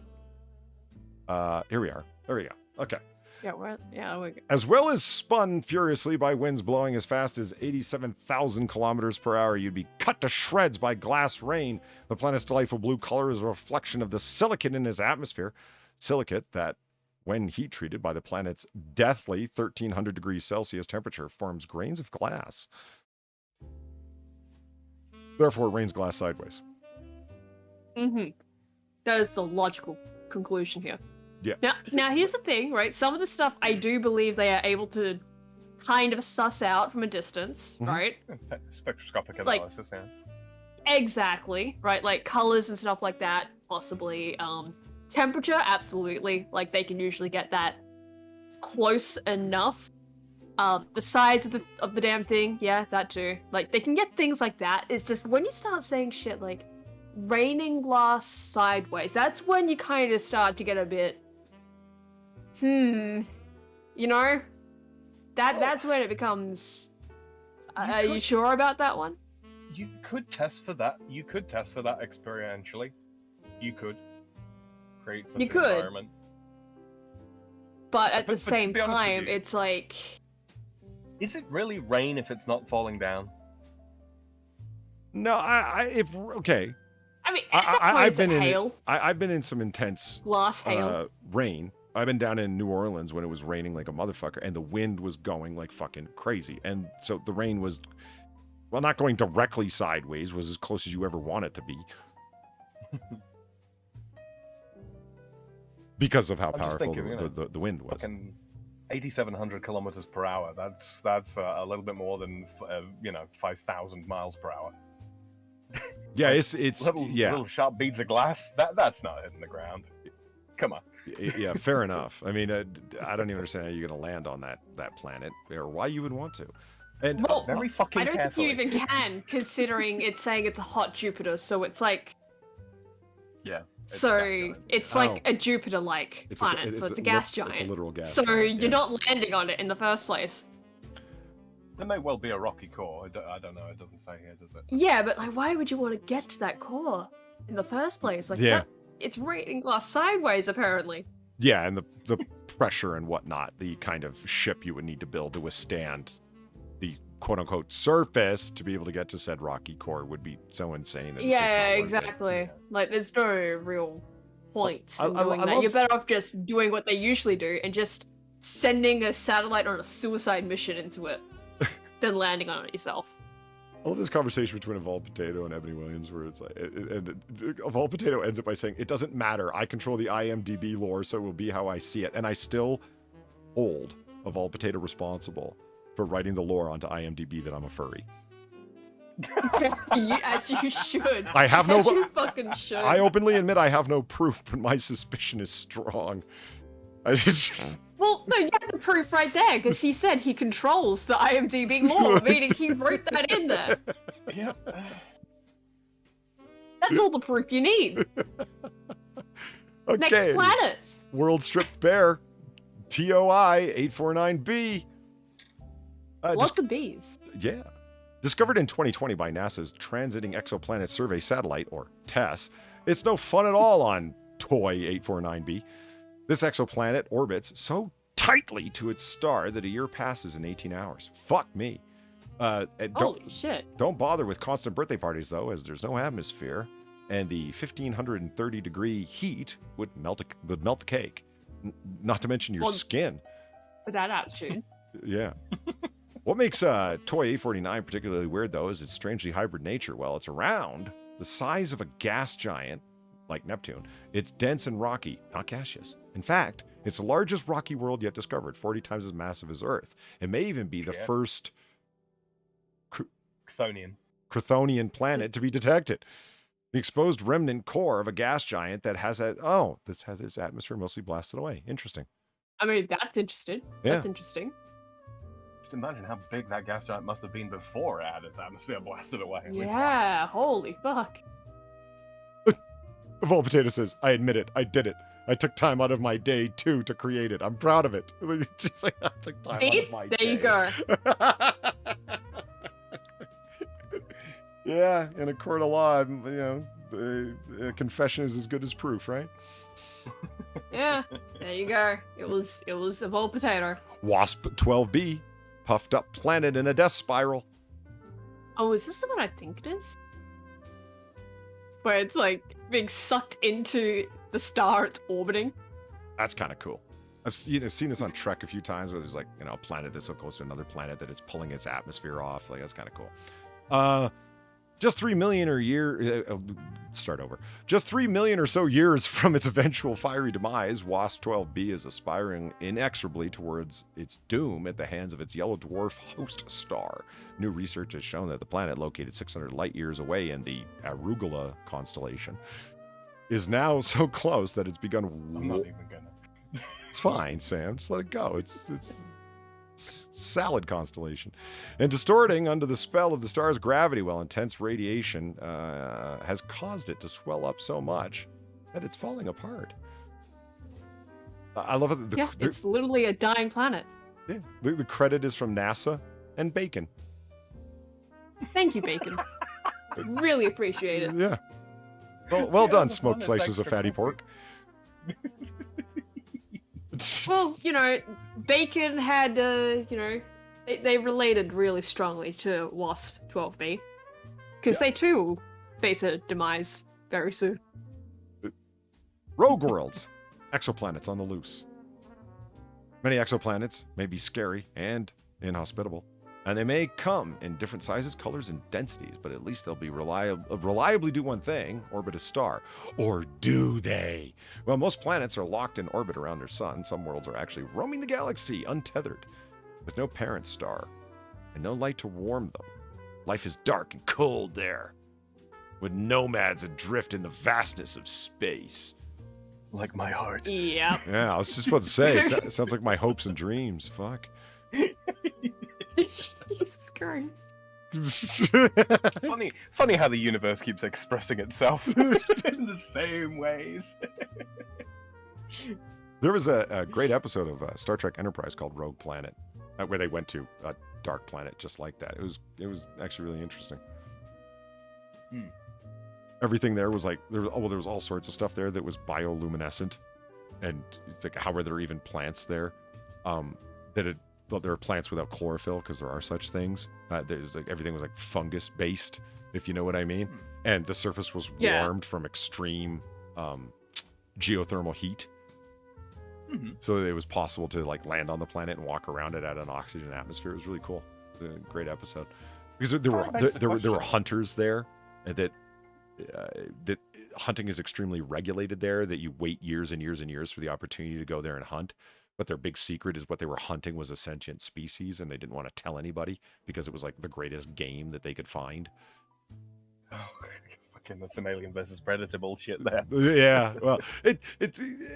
I mean, Enterprise has done like the original series where like everything is done, or lots of things are done out as a morality play, and it's Captain Jonathan Archer's there, and those creatures are, yes, they're sentient, but is it a question of like, no, we don't hunt sentient species, that would be extremely unethical. They are just highly evolved.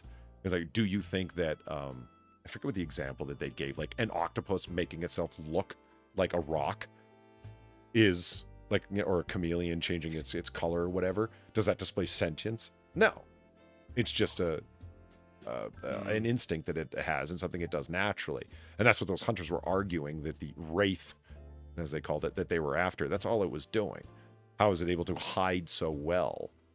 It's like, well, it's just instinct that it does that. It's like, did you ever think that it was able to hide so well because it knew that you were after it? Like, you know, fuck you. And it was the quandary of what is and isn't sentient. Yeah. And you're kind of left at the end of the episode was like the creature playing on Jonathan Archer's mind through instinct, or was it actually sentient? You know, one way or another. It's interesting. 55 Can Cree E. I guess. Diamond planet. A diamond planet. Yeah. The exoplanet is orbit around. It's not. It's a sphere. Terrible. Terrible. God damn it, Sam. Okay, right. Oh, you 55 found the evidence rhombus. by We own got eyes. it. Okay. An exoplanet in orbit around a sun-like host star. 55 Canceri A. Maybe a real gem. The first super Earth discovered around a main sequence star. It was thought to be so abundant in carbon that, thanks to immense pressure and a 27,000 degree temperature, or 2,700 degree temperature, its interior was made of diamond. More recent research has taken the shine off the diamond theory, revealing less carbon than previously thought, but the nature of this planet remains an enigmatic and hotly contested. As well as hotly. See? So, like, don't trust them when they say shit like it has diamonds on the inside or it's raining glass sideways. They could be wrong. Just for fuck's sake. Yeah, see how delayed chat Suspend is? It's like, disbelief for 5 minutes. You play Splatoon 3 for fuck's sake. yeah, Shut up. bubble bath weapon girl. I don't want to hear about it. I'm allowed to have fun. And so are scientists. See, of all potatoes, like they hunted a shape-shifting species, right? And it's like, yeah, that's absolutely right. It's too bad chat's like 60 seconds behind for us. Like, fucking hell. Trez to be. Sounds like Or not to be. bad French Shakespeare, exactly. It's French. Tray to be or tray not to be? That is very much the question. The darkest exoplanet. Why are they all B's? Like, I assume that it's A, B, C, D, E as the planets go out. Yeah, usually, yeah. So why are none of them A's? Not one. I would imagine the ones. I guess that are maybe closest. because... Yeah. I guess because the ones that are just closest are, like, Well, what about the one that was not having... as interesting looking? What about the one that was having... Okay, this one is so close that it's like as its atmosphere I guess blasted because off. it's such a giant one. Because it's such Bear a in giant mind- one, and probably the one next to it is probably smaller.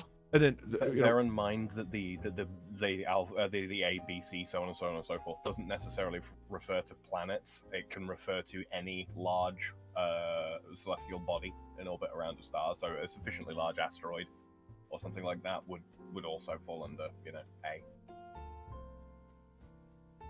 Like Pluto. right. So where were we? The darkest planet? Yes. Yeah, the darkest. Yeah, Trez to be. The emo planet. It's dark and wonders if it should be. It's so black. Racist. Okay. I saw a video on the internet like that once. Well, yeah. the one of Wolf Blitzer. No. It's one of Sinatra's favorite clips from CNN of all time. When he was talking about the hurricane that came into when was that? Like 2005 or 4? I'm trying to remember what year it would have been. Anyway, Wolf Blitzer is talking about New Orleans and the destruction that this hurricane caused, and he's just talking about like the video that's playing of all the people. It's like they're so poor, they're so black. It's like, Jesus Christ, Wolf Blitzer, what the fuck is wrong with you? Why would you? There are like degrees of black now. Like I was talking to a gentleman the other week, and let me assure you, he was very black. Yep. It was just Oh, okay. it was just terrible. But anyway, you could hardly make out its shape. Light just seems to fall into it. Hitchhiker's Ford Perfect may have been describing hot black Desio's limo ship. I have never read But he could Hitchhiker's just Guide as to. easily. I have never read Hitchhiker's Guide to the Galaxy. Sam, have you? Is there a character actually named Hot Black? I don't know. I haven't read it. I've read some of it. Maybe further along. It's not ringing any bells for me. But he could just as easily have been talking about Trez 2b, identified as NASA's Kepler Space Telescope in 2011 as the darkest exoplanet known, reflecting less than 1% of any light that hits it. Trez 2b let's just start over. Trez 2b orbits a star some 750 light years away in the direction of the constellation Draco. That means dragon. It does. You're so knowledgeable. I'm trying to participate. It is the darkest planet or moon ever discovered. It's darker than the blackest lump of coal, than dark acrylic paint you might paint with. Oh, really? I was going to fucking eat it. It's darker than your heart. There we go. Sam, wasn't it you the other night who said that your favorite George W. Bush quote was, Yeah. Some of what is it? Some of our imports come from other countries. Right, yeah, that's right.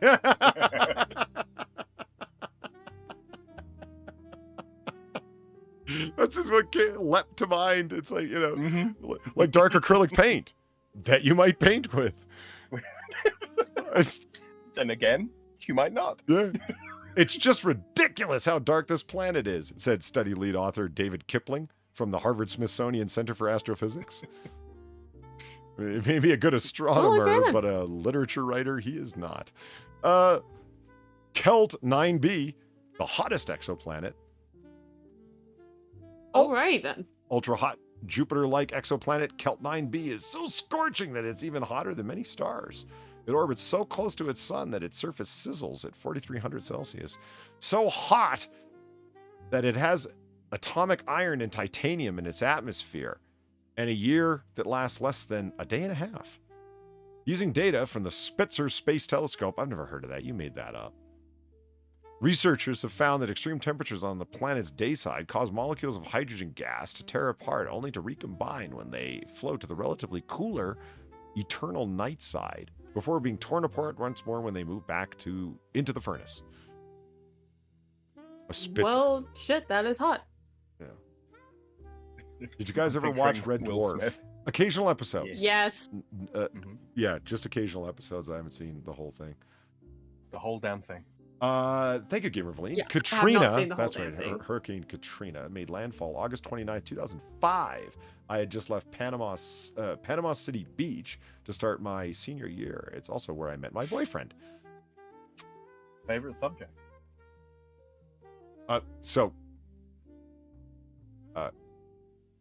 Like land torn up New Orleans is where you met your boyfriend, or Panama City Beach?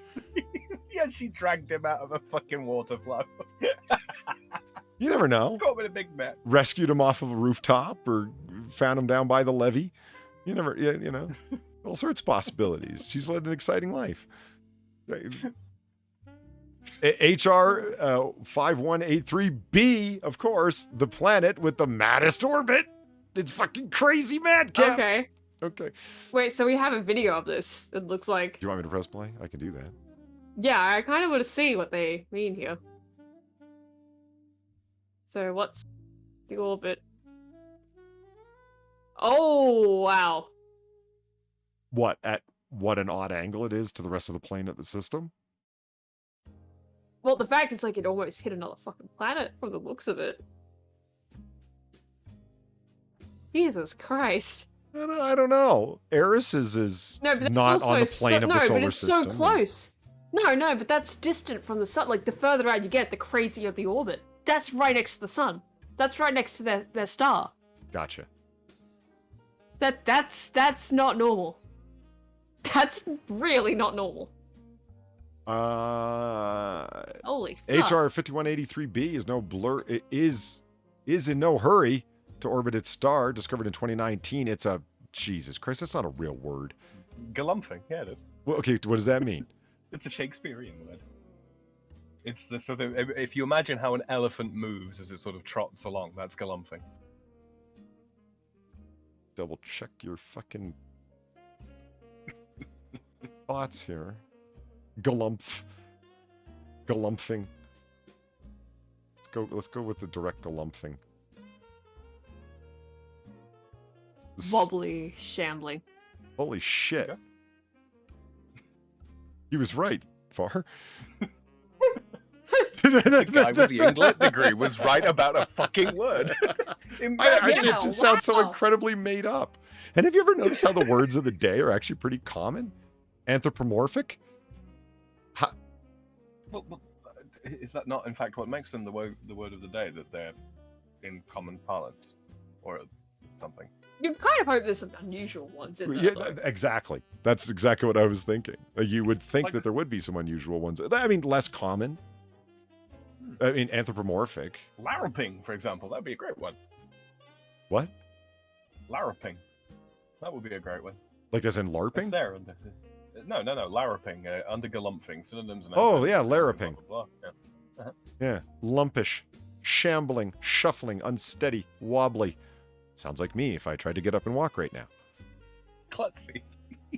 Gawkish, drunken, polly-like, graceless, klutzy, uncoordinated, ungainly. It's the bourbon, I swear. Sure it is. It's one Sure. of those. It's not quite onomatopoeic, but it does sound pretty much like what it is. Galump, galump, galump. Right? galump. It's great. It's discovered in 2019. It's a golumping giant, 3 times more massive than our biggest planet Jupiter that ambles Oh, shit. around in a leisurely 74 years, far more than Saturn's 29 Earth years, but close to Uranus's 84 years. What's Yes, that's extra odd. That's extra fucking odd then. What's strange, though, because that's not the strange part, is its bizarre orbit, which sees it loitering on the outer reaches of the system before slingshotting into the centre, passing a hair's breadth from its... Leave it alone. A hair's breadth from its host star before peeling away again. This mad behavior is earned its nickname, the Whiplash Planet. It's also likened to a wrecking ball for its nudity, though it's rather unattractive. Came in like a wrecking ball. That's the one. For its likely devastating effect on other planets in the system that are trying to quietly orbit in a more orthodox fashion. That was goddamn. It's minding their own renegades. business, and this asshole comes in like, fuck you, I got places to be. It's the Kool-Aid planet. Oh yeah. K218b, where a swim may vaporize you. K2b, twice the radius and 8 times. I like that picture. That's cool. Eh, Yes. Yeah, it's from. shame it's fake. Yeah, exactly. It's from Hubble and Kornmesser. Oh, Kornmesser. Okay, it's twice the radius and 8 times the mass of Earth. It has been a top contender for an Earth-like planet for years. So there was huge excitement when it announced in 2019 that water had been discovered on K218b's atmosphere before they rapidly withdrew that with no evidence. For the first time, we found a rocky planet orbiting in the habitable zone of a star in which liquid water could be potentially on its surface, but we know it's not, don't we, Far? It never is. It never is. Let's just look at the amount of times. Look at the amount of times they found water on Mars, for fuck's sake. Yep. Liquid water. Yeah. Over and over. Yeah, you're never gonna find your alien fish woman like this. I'm sorry, NASA. Yeah. But come on. And You it's live in a pipe dream. and it's gotten so sad. I mean, they've claimed that they found water on a solar system, like on a Terran system planet. You know, more times than Jehovah's Witnesses have predicted the apocalypse and been wrong. They're up to like 6, you know. Yeah. Stop naming Oh, those Jehovah's dates. Witnesses. How many times do you need to fail before you realize you need to stop naming dates? You're like NASA with liquid Right. water. Stop.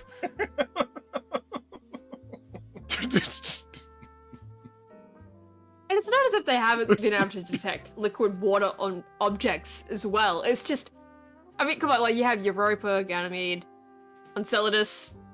Those have water on them. Just saying, but Mars. It's always Mars. Yeah. Like, for fuck's sake. BG says, what sucks is a Wrecking Ball could have been a good song if someone else sung it. Specifically, someone that actually had some life experience.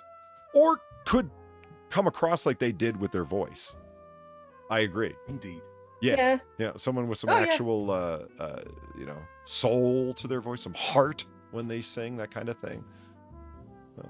And didn't dress like a weirdo on the video. Yeah. But guys, she Just can twerk. Yeah. Everyone enjoys seeing her flat ass attempt to twerk. It's quite the sight. But before we hold on, where was I? Rocky Planet. Yeah, okay, yeah, right. So, For Far and I went off. Okay. We've watched so many astronomy videos where they start talking about liquid. It's gotten so desperate that everything now is that it's subsurface liquid water. Right. Yeah, which I can easily believe for the ones they talk about with that on there. But this is the point. But This at is the the point, same though. time, It's all postulated. At the same time, They have no. It's like there's the possibility of this huge liquid water zone where it's like, okay, based upon what evidence? And it's like, well, the temperature's right. water vapor. Yeah. It's like, Yeah, with Enceladus you can see it though, right? Because they have like the water geyser things going off. It's like, yeah, that one probably has it. Yeah, But unless you're showing that level of shit, it's like, it's only possibly, guys. Yeah, but all of the geysers could easily be mineral geysers. They have no evidence that it's, or methane geysers. Just saying. Well, that's the thing, though, I isn't think it? they've It's like they're specifically relying seen water in that though. They're relying on like spectroscopic analysis and they're detecting things like hydrogen and oxygen. Okay, so it's present on the planet. What are the temperatures? Oh, it's this. Oh, it's this distance away from the star. It's a rocky-ish planet. Chances are that liquid water will have been somewhere on the surface at some point. That doesn't mean it's there now or that it's a common occurrence. See, It needs to be a pretty common occurrence. But this is the thing, and I'm glad you said the word that I can't say, so I don't have to say it. They're using their spectro stuff to. I can't. That's one of the words that trips me up. Like far and saying no with less than 5 syllables. It's just hard. We all have our crosses to bear, okay, and that's mine. Spectroscopic. Spectroscopic. But when it's an onomy, say that word. Like the field of study that employs the spectro thingy. It's spectrographic. Spectroscopy. No, that's when they put a camera up your butt. No, that's a colonoscopy. Or an endoscope. Endoscopicity. It's apparently any word of that general construction that I have difficulty with. I don't know. I can say photography. Yeah, you can say Episcopalian just fine. Episcopalian, yeah, I got no difficulty with that. It did take a while to nail down concupiscence, though. That's not exactly the easiest word to say the first time you read it, let me tell you. But anyway, what was I talking about? Oh, yeah. Just from their spectrographical analysis, right? It's like, oh, well, it could be water. Right. And I was watching a video on planetary science and the difficulty in nailing out the various parts of spectra, in terms of to reveal what a thing is. And it's like the more layers that you are going through for a thing, the more difficult it becomes and the more muddled the image gets. And so, I'm sure everybody's looked at like onion skin under a microscope or something like that. You need like a fantastically thin layer, which is why you drop the little on a microscope slide. You get you drop the platelet on top of something that's in liquid to thin it out even more. Because the thicker it is, the more layers there are, the more difficult it becomes. And I was actually that was really interesting, the example that they gave in that video where they were talking about it, that it's like, oh yeah, it would just be, because it is just optical, isn't it? And they're talking about the difficulty in examining, yeah, you can't do it on Earth through our atmosphere with reliability. Yeah. But yet, you're going to be able to do it from another planet with those geysers are clearly water. How do you know? Well, because it's against the backdrop of space that we can see the geyser. Oh, so your spectrographical analysis demonstrates that's actually water. Well, it's any one of these things that contain carbon for sure. Oh, anything that contains carbon, like most of the minerals on Earth and in the solar system. So I'm just saying. Stop. And that is why I am very dubious. That's why the last raining sideways. That's it. That is the thing. It's like I say. You know, they can detect the presence of basic elements to a degree, and then check the other conditions of the planet again to a degree. Yeah. But apart from that, no, it's well, actually, it's one of those. I mean, like water is not all that complex a thing to form. If it was, there wouldn't be so much of it here. You know what I mean? No, it's just the conditions are extremely confined for it to be liquid and Relatively, consistently there. That it doesn't, because asteroids have water on them. Precisely. That much is clear. Meteorites that land have water within them. Yeah, in very small amounts. And how do you get enough? It's like, well, after being pummeled in Earth's ancient past, that's how all the water arrived on Earth, is one of the ideas. Okay, but to keep it there for millions of years, that's the hard part. Yeah, you need an atmosphere like ours in order to be able to repel sufficient radiation so that it doesn't simply fucking evaporate away. Yeah. Okay, so BG Looking says... at you, Mars. Yeah, for nothing, Ice Slayer. Yeah. So BG says, I'm sure being drunk, or slightly drunk, isn't helping your ability to speak. Now, that's not true. Right. Better as I drink. If anything, it smooths it out. I'm trying to think, what would be the most difficult thing to say, Sam? Like a Rodgers and Hammerstein song or something? In the very model of a modern major general of information on animal, mineral, or vegetable. Like, what would... I mean, I did that without difficulty. Fuck that. Drunk my ass. I'll do a roadside sobriety test right now as long as it doesn't require me to walk. You know what bugs me? One of the roadside sobriety tests is okay. Say the alphabet to me backwards. After you, officer. Yeah, we can do that sober. Yeah, I'll do. I'll right after you, officer. Sober. Okay, Z, Y. Like, I'm having to say the end of the alphabet and think backwards, if you know what I mean. Who the fuck can say the alphabet backwards? Z, Y, X, W, V, T, S. Okay, smarty pants. Go on. Q, P, O, N, M, L, K, J, I, H, G, F, E, D, C, B, I. You can go to hell. I have to think about it, though. I have to think about it. Still, I'm impressed because I couldn't do it that fast, even remotely that fast. So it's... Yeah, I fucking hope someone clips that and just posts it as like Sam the ultimate autist. Look, I'm autistic, okay? I get a pass on these things.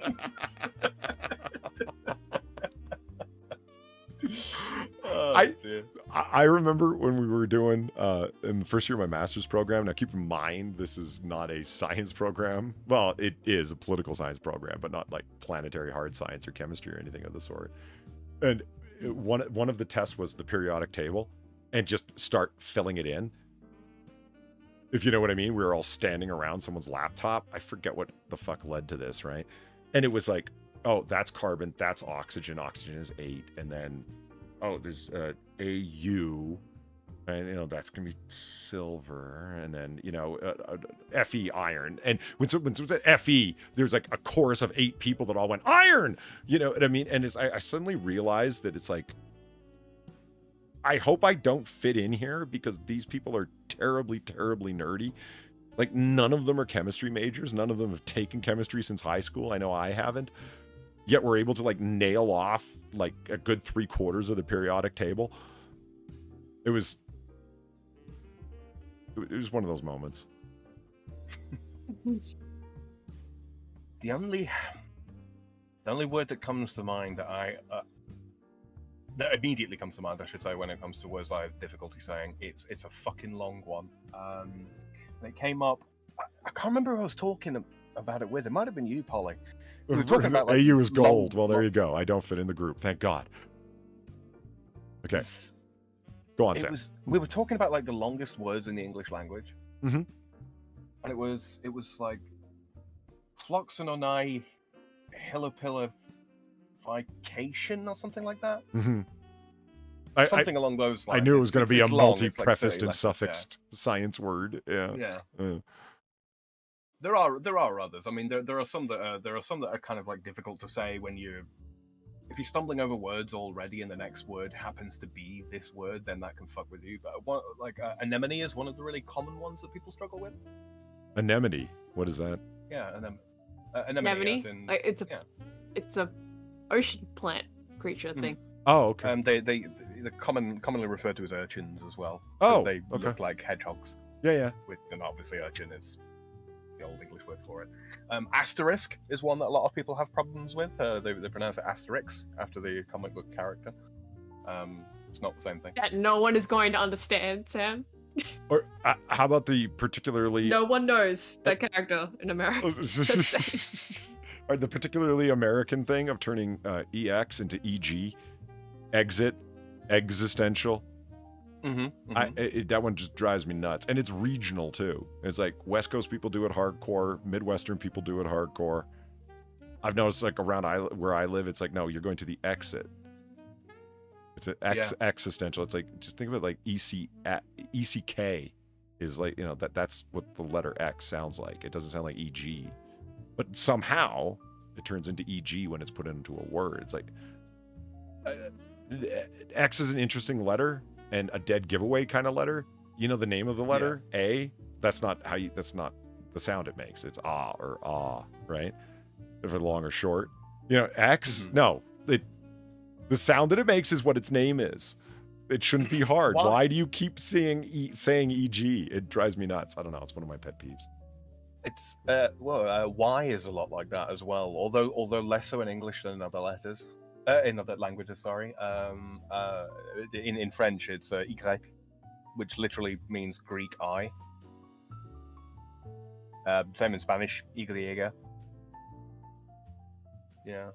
Doesn't sound like its name at all.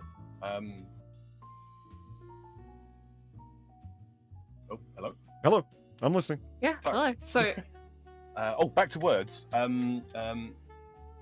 Synecdoche, that's another one. Schenectady, the place? No, synecdoche.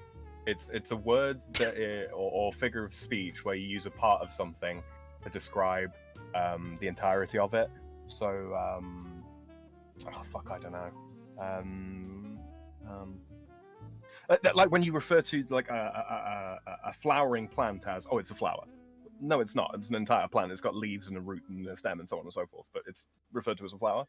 Okay. Or if you were to refer to your car as like your ride or your wheels or something like that. That's a synecdoche. Oh, okay.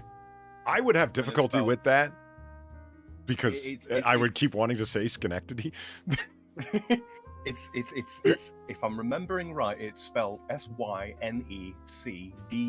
Synecdoche. Whew. Yeah, that's a hard one. Yeah, that's like, and just how often does somebody ever need to say it's like onomatopoeia or ultracrepidarian? Yeah. How often do you need to say these things? Yeah. Antediluvian. Right. Yeah. Exactly. That's actually a good one though. Temperature. You know the amount of people that pronounce it temperature? That's a pet peeve of mine. Yeah, what? Why? No, hold on. What was can you say them back to back? Temperature? Temperature versus temperature. Yes. Temperature. I have never heard someone say temperature. What Polly the does fuck? it from time to time. I was about to say, I would have to say it like in a sentence to know which way I say it. Yeah. Temperature versus temperature? Which way do I say it? Temperature. I don't know. It was like the girl who pointed out, is like, why do you drop the C out of picture, as in photograph? And I was like, I don't. Picture. Oh shit, I do. I had to say it out loud before I realized I did. You dropped the T, not the C. She's wrong. No, I said picture. So it's like, but the way can be produced by a C. The Italians do it all the time. It was extremely memorable because of the way that she like lashed me with it. She said it's a photograph, not a drink receptacle, and I was like, Jesus, what the hell? Why you gotta call me out like that? Well, that's her pet peeve, I guess. At any rate, that is what we're going to try to do. I still haven't fully gotten my head around the distinction between the whole. I bring it up all the time. The Craig and Craig thing. It's an A versus an E sound. It's so minor. Come on. It is. It is. It's And not only that, but it's fucking both are actually wrong anyway. Okay, and how about this one? You're all wrong. Fuck you guys. You're all wrong. I heard this at university all the time that I was doing the nuclear thing wrong. You're saying nuclear wrong? It's nuclear, not nuclear. And it's like you said the same thing twice, man. It's the Nuclear same as opposed word. to nuclear. George Bush again. Nuclear. Oh, Always God. says nuclear. It's nuclear. Oh man. The emphasis should actually be on the clee part rather than the new part as well. It's nuclear, as in nucleic acid. Because no one's gonna know what you're talking Gives a about. shit about it. Yeah, right. Evolved Potato, thank you for the $4. How many of you know anti-disestablishmentarianism? A great word that's easy to muddle That's up. another one. Yeah, it is. Yeah. It is. Yeah, that's always the primary school example of like, I know how to spell this word. It's like, yeah, good for you. Well, I'll give Evolved Potato credit. He spelt it right, goddammit. Like, there it is, anti-disestablishmentarianism. He was probably one of those people. Then. Well, he mentioned in chat, I just saw it, that like it came up on like spelling tests and whatnot, or word tests, so like he committed it to memory, and fair enough. Yeah, that's how that shit's gonna happen, because you're not gonna do it naturally, if you know what I mean. So it is the memorization on that one, isn't it? I was gonna say I prefer otorhinolaryngological. Fucking try that one. One of my friends at the job, Otorhinolaryngological. when we were taking all our required courses for our majors in psychology, we had to take psychopharmacology, and it's like, once you nail down the name of the classes, psychopharmacology, everything else becomes simple by comparison, because it's just absolutely full of drug names, which become very, very complex. It's just chemistry, right? But if you remember from like high school and shit, like a lot of the chemical names, it makes sense when you remember the logical rules of how like alcohol, like how it gets its name, that it's not by accident. It's AL has a particular meaning and so on and so forth. But if you forget those fucking rules, and it all goes out the window. And it's been a long time since I've taken psychopharmacology. It's like fluoxetine hydrochloride, because everything's HCl, right? Everything's got salt on it, so it's more easily absorbed. What is fluoxetine hydrochloride again? Oh, it's a Prozac.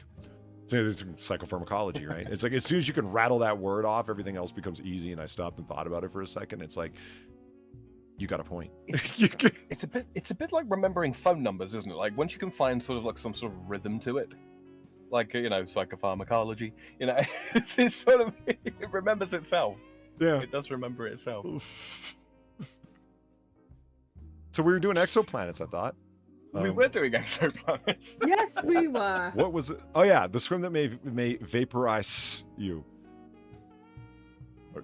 Pronouncing the it's I-S-E in English. It's his eyes.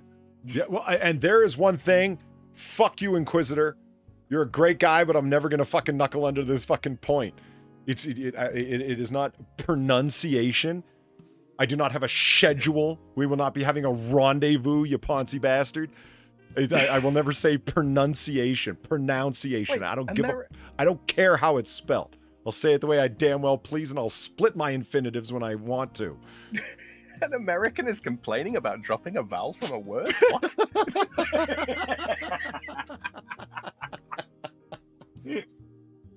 Well, me surprised. That's why I still say to Quiz to the day. I just say, well, yeah, man, you didn't really pronounce that correctly. And he hates it. I'm just like, well, it's the way that it's spelled, man. What is N-O-U-N? What is N-U-N? And I don't the way care. it's spelled or the way it's spelled? That's one I like to fuck with people. Yeah. The other day, I think it was a AAA stream where I was like, hanged?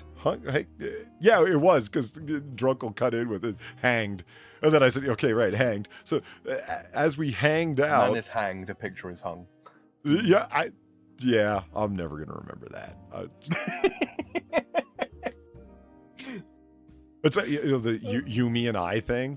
I've had people explain those rules to me countless times, and it's like, look, I can rattle off all the international relations theories and their distinctions and contrasts and whatnot. Can you? Fuck off. Leave me alone. I just... My mind is beset upon greater things. Yeah, that doesn't sound upper crusty at all, does it? That's great. Not in the slightest. That reminds me. If you ever bother to read the first Sherlock Holmes novel, which I recommend that you do, A Study in Scarlet, published in multiple pieces, but was meant to be a novel.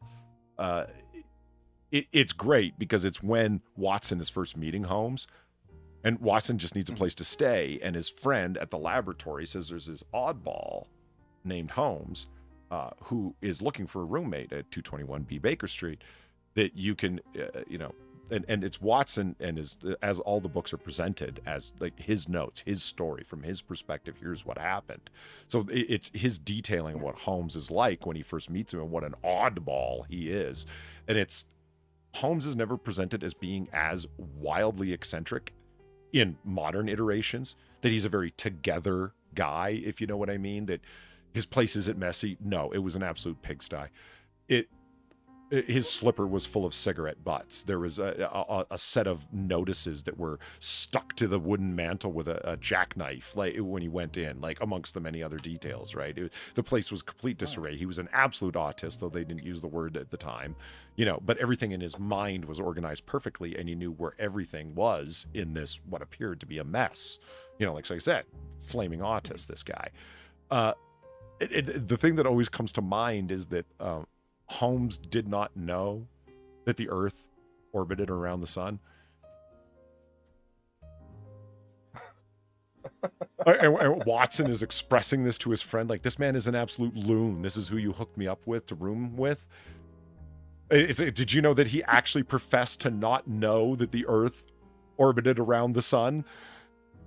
And when I asked him, how could you possibly not know that? And he was like, what would that trifling information make in my life? I've got too many bigger things to focus upon. He has a point. He has a fucking point. Jeez.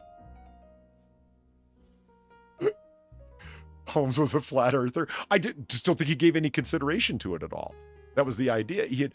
When he met him, he was working on a reagent to react with blood. So that is that a coffee stain or is that a blood stain? That sort of thing.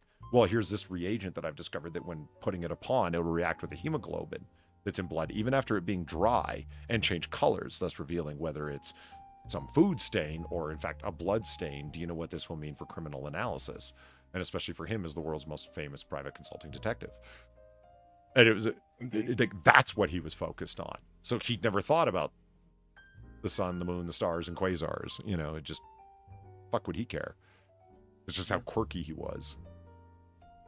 But that's another fine example of autism, though, is the obsessive dedication to that which one is interested in, to the exclusion of all else. Fair enough. Not that I'm describing anything about me at all. Not right. At all. So K218B, Bar was about to remind us of. Not getting fixated on alternate things or anything. It's before we could dream of luxuriating in exotic oceans, though, came the view that K218B may be more like the far less friendly mini Neptunes, planets with a thick hydrogen atmosphere, a watery layer, and a rocky iron core, where temperatures and pressures are far too high to support life.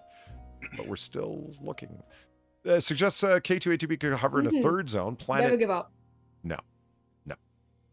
That looks like, well, never stop making way too early pronouncements is what they, looks like a gaseous mini Neptune, but are actually rocky planets covered by superheated, super compressed seas, where the water exists somewhere on the threshold between liquid and gas and is topped by a steamy water vapor atmosphere. Sadly, we have to put our swimming costumes away for now. Our swimming costumes? Who the fuck says that? The British.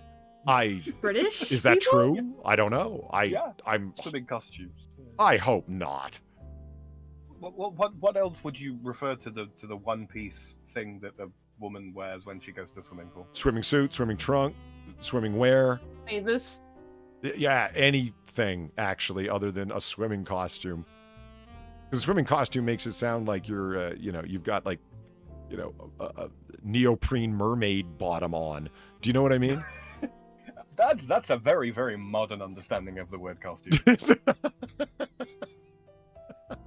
I That's have. a very modern understanding. I do live in 2022, Sam. I mean, we're in 1942 right I'm now, sorry. but that's time travel. It's different. I'm just gonna say. I was just about to say we're in 1942. You gotta respect the archaic use of words. Okay. Costume. Not in that this which bar. one wears. Hat P7B. I dig it. And Ultra Hot Yeah, Jupiter. Hat B. Nice. Yeah. Hat P. I am It's like the happy Swedish to see guy you, on Hat fucking P. Family Guy. Not my hat P. And Ultra Hot Jupiter, dark as charcoal with a sapphire sky. Well, is it okay sapphire, then. Or is it just corundum? I thought it was corundium.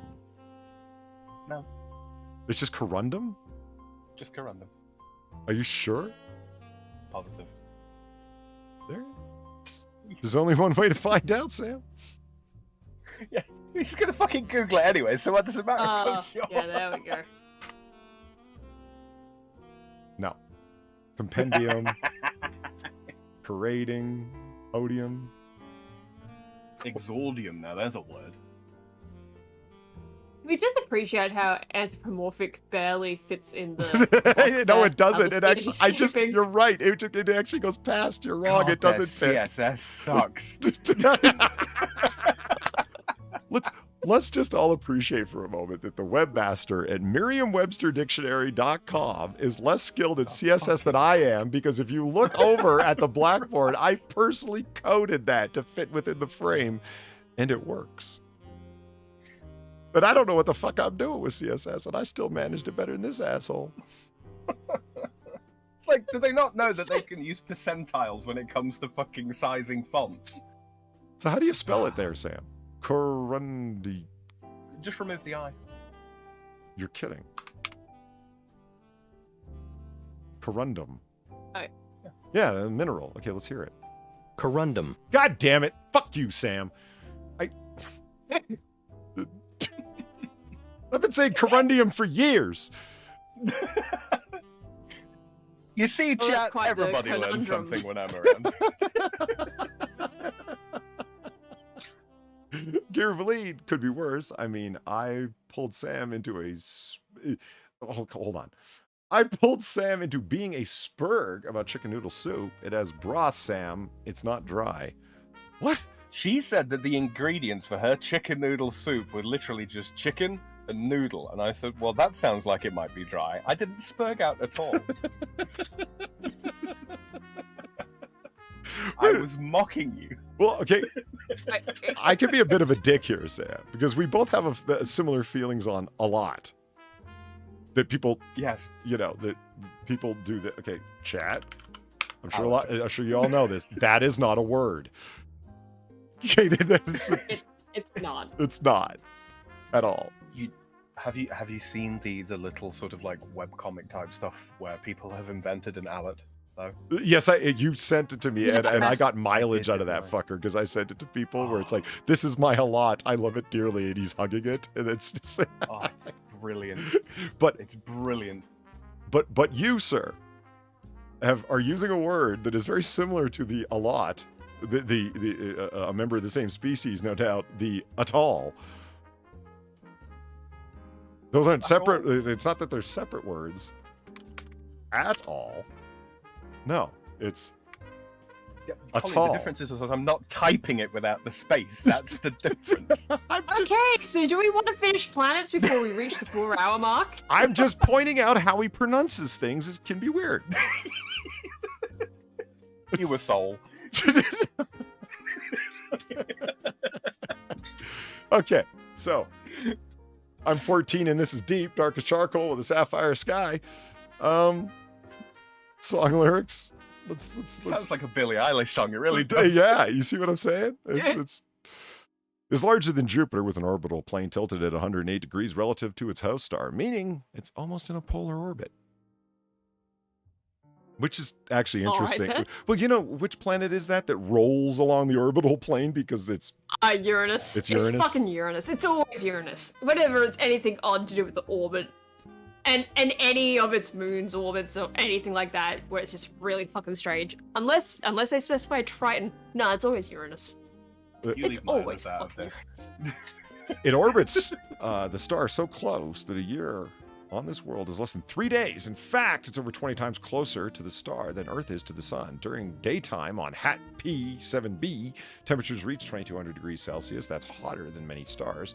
Accordingly, 2200 degrees Celsius? They've named repeatedly planets that are at like 7200, 4800 surface temperature. Are you trying to tell me most of these exoplanets are hotter than fucking stars? For Christ's sake. Yeah, bear in mind that There's a lot most of stars are like red dwarfs and brown dwarfs, and they're actually quite cool on the surface temperature. Yeah, that Fair would enough. do it. That would Fair do enough. it. Yeah, because Neutron stars too. she doesn't specify here hotter than many stars, and she could be referencing brown dwarfs. Yeah, okay, I see your point. Accordingly, the exoplanet is a kind of let's just start over. Accordingly, the exoplanet is of a kind known as an ultra-hot Jupiter, but it's also one of the darkest known worlds, about as dark as charcoal, absorbing over 97% of the visible light that shines onto it. Much like my hopes and dreams. What a greedy little fucker. Yeah.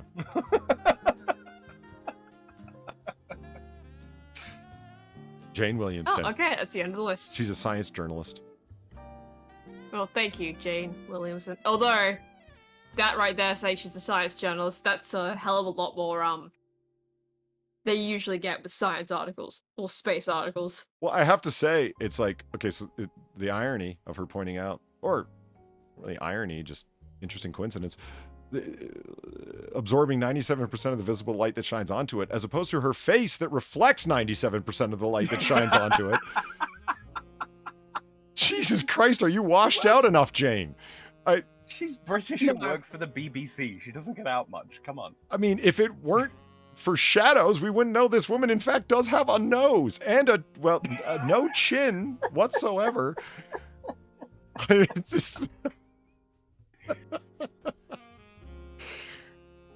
He's attacking pale people. God damn it, Polly. We talked about this. You can't just attack pale people like that. It's kind of racist. I don't think, we don't know that she's pale. She just might be in front of, like, you know, really overdone lighting. Like, really overdone lighting. We talked about this.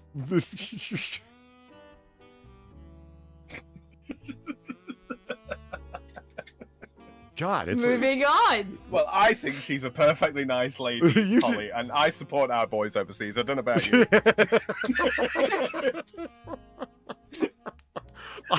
I've been recycling my aluminum and involved in no unnecessary travel, and I have a victory garden. Don't you question my patriotism, sir? But do you compost bodies on your garden? No, because luckily we're decades away from such nightmarish ideas here in 1942.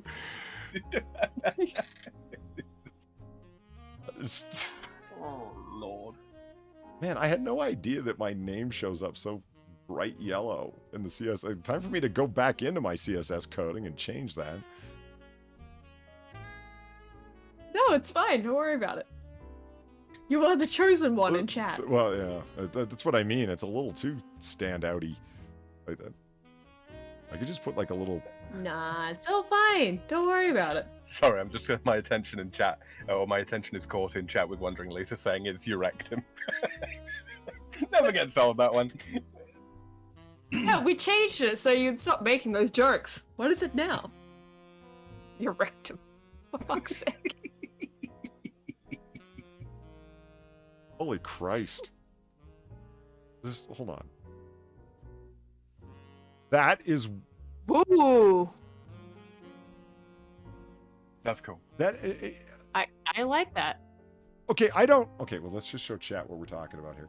This. It's like someone threw a very fluffy dog into a very small black hole. Yeah, I just. Jesus, Sam. I mean, somebody was just fucking around with the fractal filter in Photoshop. I mean, that's. Why is it hairy? Yeah, it's the fuzzy galaxy. That's where the furries come from.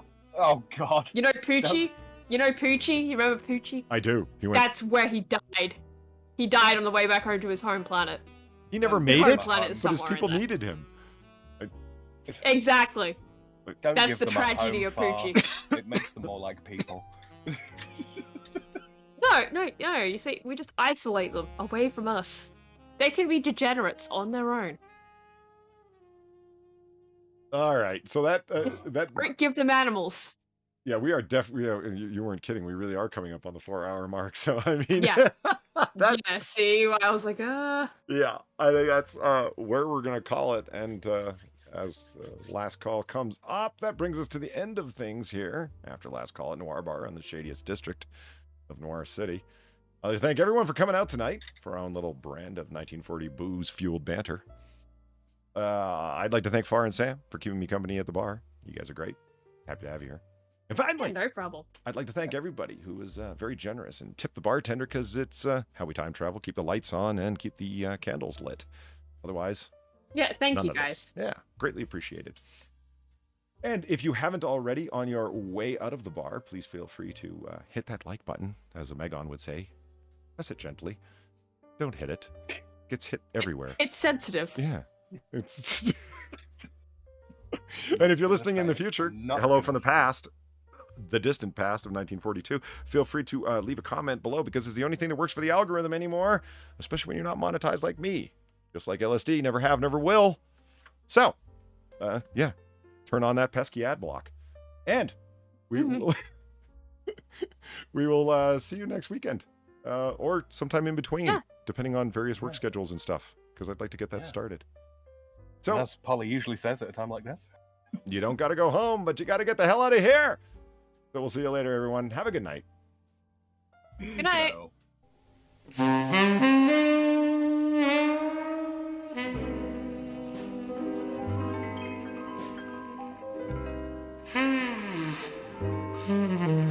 So.